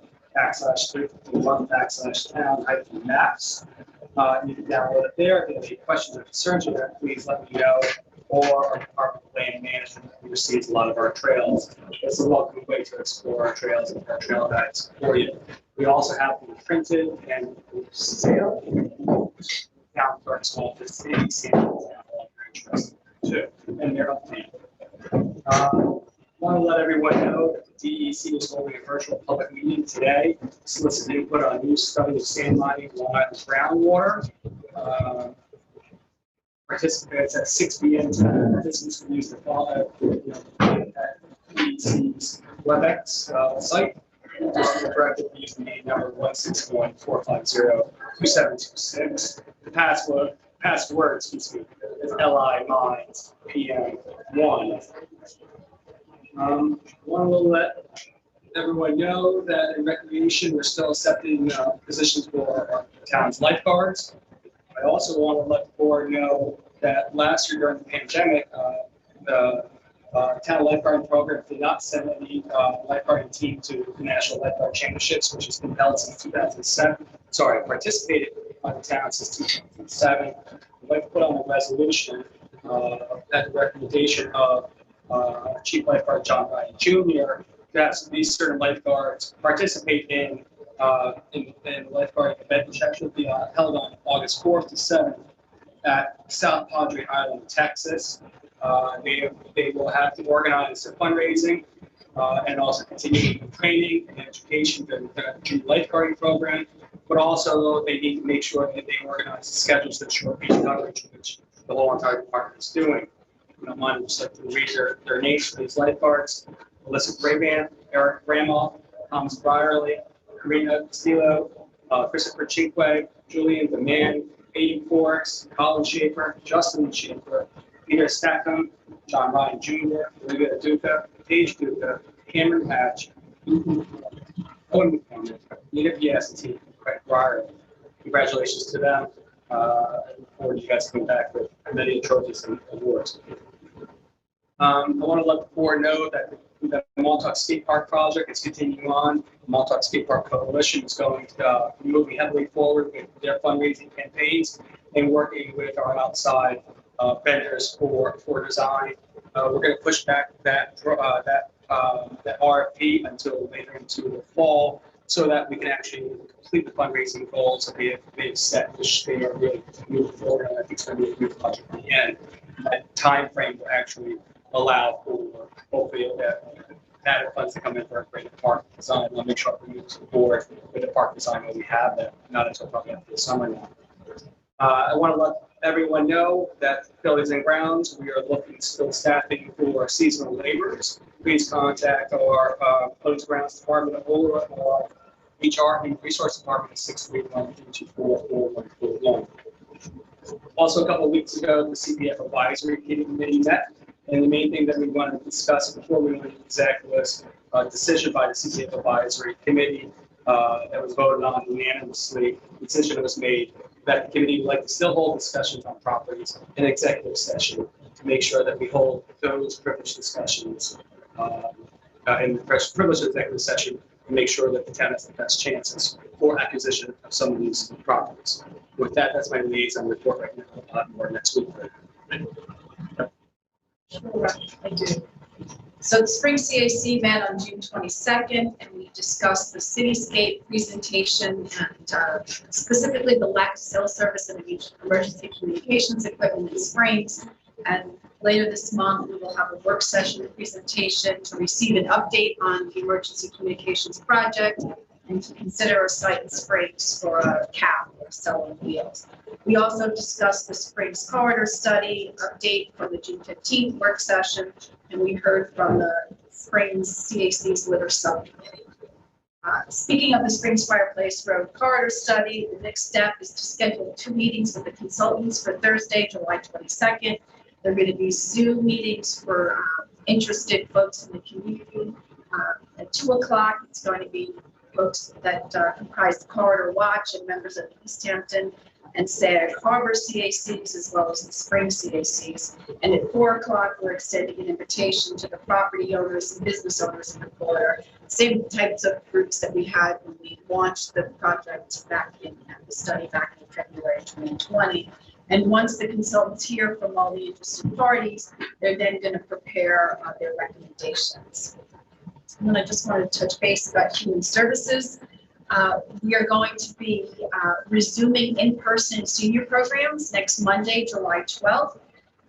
We're going to be starting with the group, lunch meals at the East Hampton Senior Center and the Montauk Playhouse. And they're going to be, those meals are served from 11 a.m. to 1 p.m. Masks are to be worn while in the buildings, except while eating, and as always, reservations are required. Our transportation program will resume as well. That'll go from 9 a.m. to 3 p.m. with trips for the time being limited to destinations within East Hampton and Southampton boundaries. Drivers and passengers will be required to wear masks and to maintain social distancing. Seating may be assigned. We're also going to be moving our wellness programs, which we will be conducting outdoors, indoors, and at the East Hampton Center. Yoga will be at 10 o'clock on Mondays. Tuesday will be Healing Circle at 10 a.m., meditation at 1 p.m., and Thursdays, yoga at 9 a.m. and Qigong at 10 a.m. The Montauk Playhouse, their senior program, hasn't finalized their activity schedule yet, but they will have healing circles at 1 p.m. on Tuesdays in Montauk. We're also, we hired Spencer Trotman, I guess it was last month. So residential repair program is starting up. We're still doing in-person case management services by appointment only. And our in-home services program is also going to start on July 12th with limited service. And, if anyone has any questions, they should reach out to Human Services at 631-329-6939. That's what I have today. I do. The Pet Tree Committee sent a letter, and I'll receive the letter. I want to thank Carolyn Luck for working on this. She put a committee together. We're up to 11 people. It's considered a subcommittee of the Waitsfield CAC, but so many people are not on the Waitsfield CAC that are on the subcommittee. I think we're going to have to divide it off and make it a different entity unto itself. One of the things they're looking at is the Southport Wind Tree Protection Plan, which is online. If you want to look at it. It is an environmental management and construction plan that was published in April of 2021. And we just want to make sure that we're working with them to make sure that the trees along those roads are, we know any kind of construction will put trees under. So we want to make sure that we have the best practices to save those trees, or to make sure that they're properly trimmed and properly fertilized so that they can survive. And I just want to, again, it's something that's come out of the Waitsfield CAC, and, working together has really been a joy with working with the Waitsfield CAC. The other business committee and the recovery business committee have been put together. So the recovery business committee has been meeting every week for over a year now. And And just want to thank all of those intrepid business owners that really helped out during the pandemic and, gave us the information that we needed. They were the first ones who said we needed to have a communications firm to be effective in order to give out information. And it really was with the testing centers, where they were, hours of time, and just a coordinated effort in making sure that we use the same hashtag as much as we could with, for the health of our community.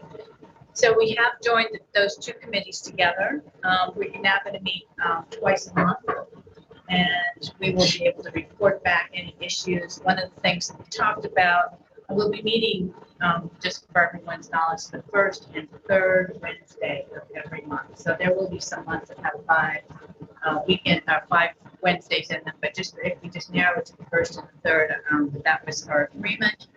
We're going to include Eric Shantz, who is our new assistant town director in planning, also on the board, so he can answer any questions. A few of them came up. He was not able to join with us this last meeting. A few questions came up about what businesses can do when they need to come in and get a site plan, or if how they can get an administrative permit, those kinds of issues. So I think that's going to be very helpful as the business community moves forward. And we did have a discussion about the large signs that are currently up for the health of our community sign. And the consensus of the committee, although I'm not sure we're going to, the board needs to discuss this, is to keep those signs up. They feel that pandemic, although certainly here we are meeting together after months and months and months, and it feels good to see people and to see faces and expressions on faces, that they still think it's not good, and they want to remind people that it is not quite good. And they're concerned as businessmen. They're not concerned so much in this meeting as individuals, but as businessmen, because we need, the pandemic in their life could affect their life.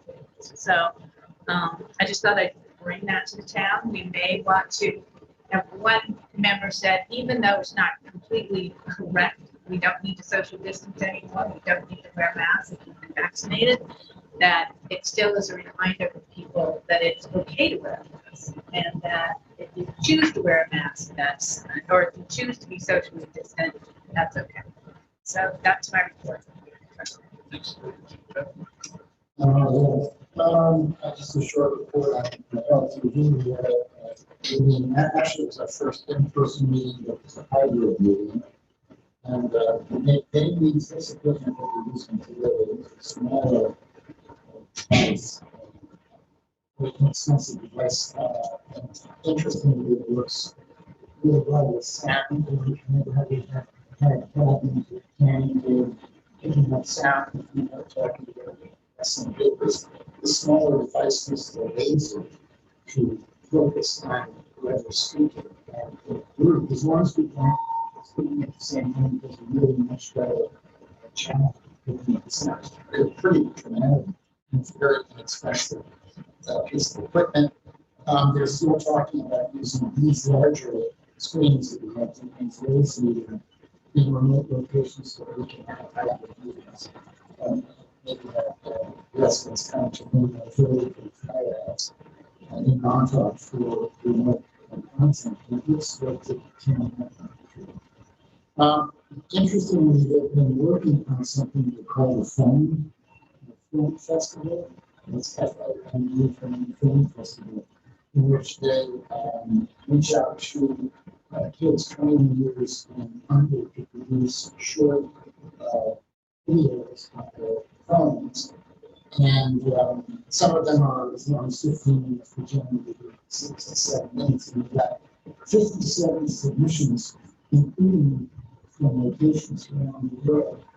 Some surprising locations like Russia and Syria, which is pretty interesting and kind of a signal about how much the world is changing and how closely we are able to communicate from people all over the world. So we're going to be evaluating those and some shaping up another film festival. I'll give you that it's two $500 scholarships we look at high school students based on film submission and facilities and this it's a way of bringing graduates into it. Some other stuff is pretty exciting. The law school is going to have a course in production of FTV, and they have an ambitious goal of creating a weekly news kids in the webcast, which is to be interesting perspective on news. And so they're still working on getting some of the inventory production that they have over to the library. They've made an arrangement where they have this selectively take some of that inventory, keep it in the online section where the content fits in the section, which is a step in the right direction in terms of this area. Expressed interest in solar on TV, which I've previously discussed that with one Steinberg in that part of the see if we can actually make that this way to make it reality. That's really that point.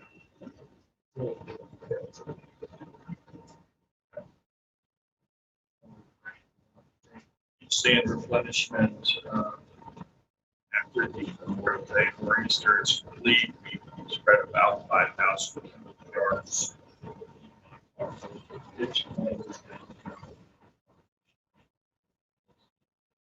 Rough shape part and we weren't able to open to swimming until the replenishment was addressed.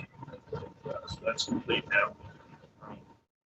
Some may have read the recent article stating that the whole house in Wayne Scott is reserved.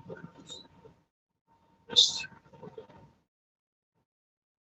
demolition by just a very narrow thread, and thanks to Michael Davis Construction and Conservation of House Movers, they decided that they will be able to deconstruct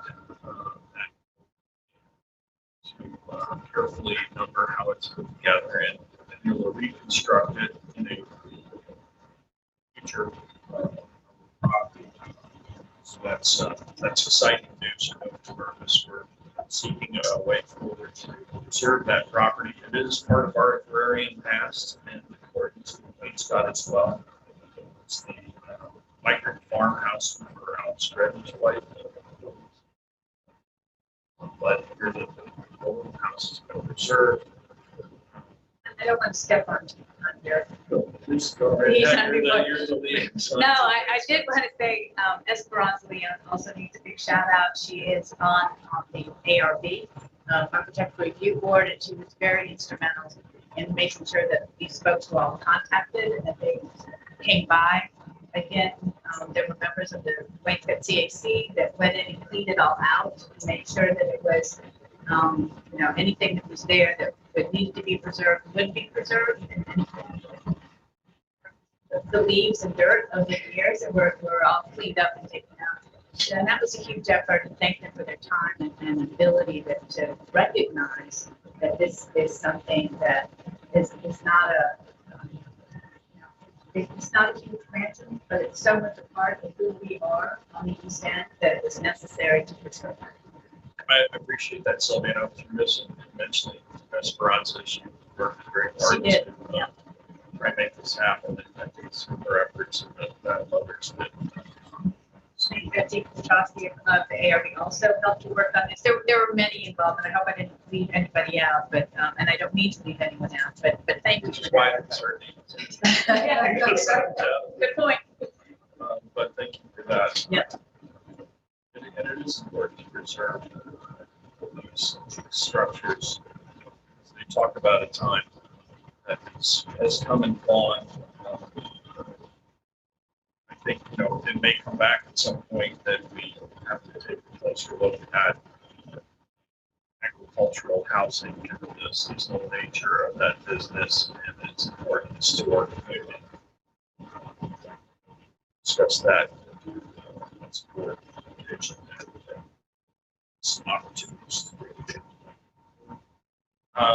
I just want to let the public know, I'm sure it's been quite a bit. The Trump Beach section, that 4,000 lineal feet of beach that's contested in that fee. We are continuing to work with the trustees to approve and ensure public beach access in that area. Order worst trespass, so if you are driving on that section of the beach, it's now posted, subject to some charges should someone come forward and make those claims of trespassing. Actually, have a responsibility of all taking an oath to uphold the state laws of the state of New York, and sort of fall into that category. Don't think that this is the ultimate disposition of this area.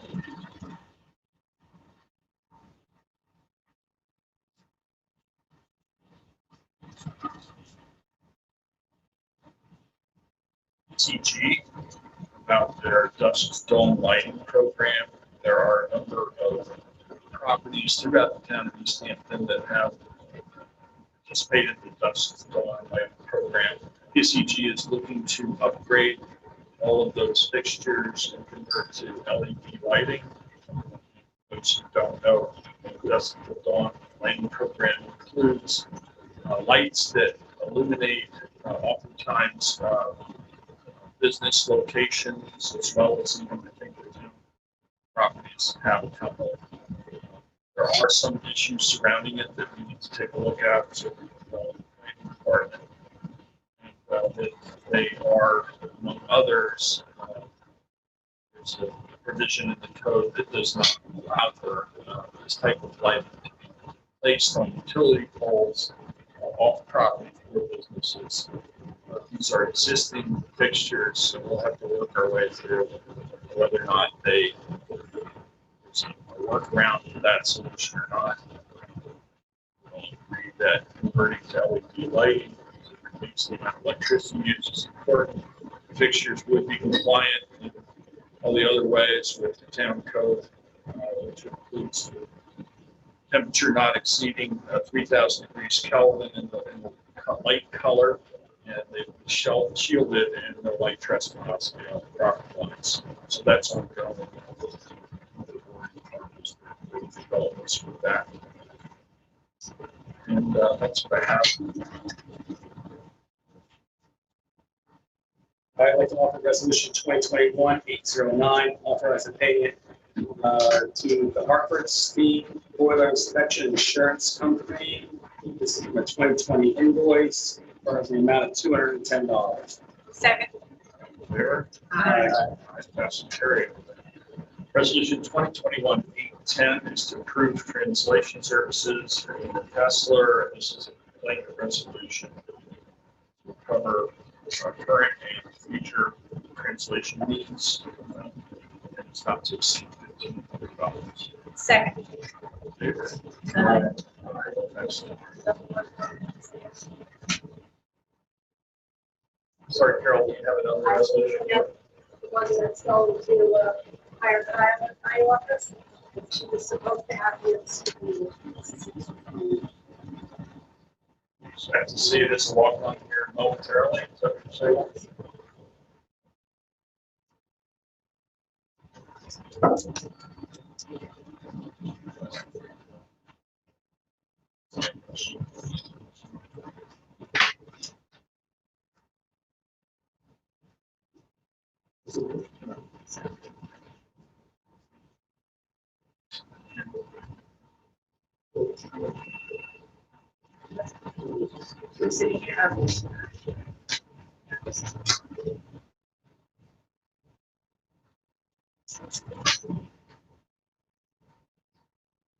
Electronic form.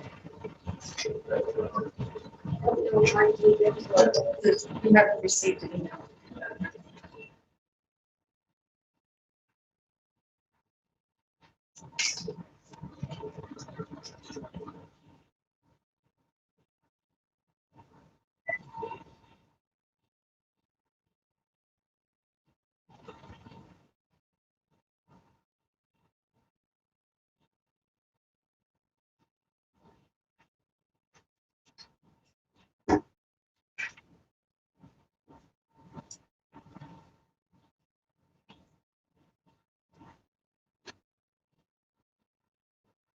So I have resolution ID number.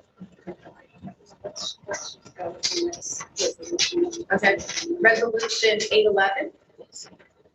And it's to appoint Kyle Vorpal to deputy town clerk at the annual salary of $50,000 for a 35-hour work week bi-weekly, effective retroactive to July 5th, 2021.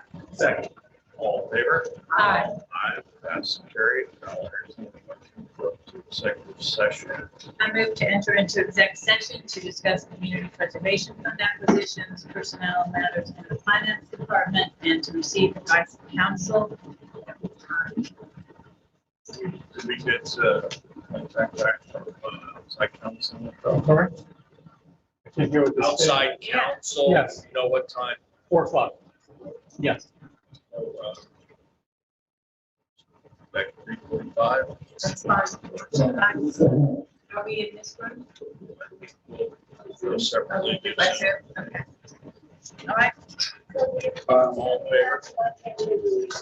Send me the topics for discussion. Send me the executive session topics for discussion. The topics are to discuss community preservation fund acquisitions, personnel matters in the finance department, and advice of counsel. Second, all in favor? Aye. Aye. See you all at 3:45. Thank you very much, everyone. Thank you.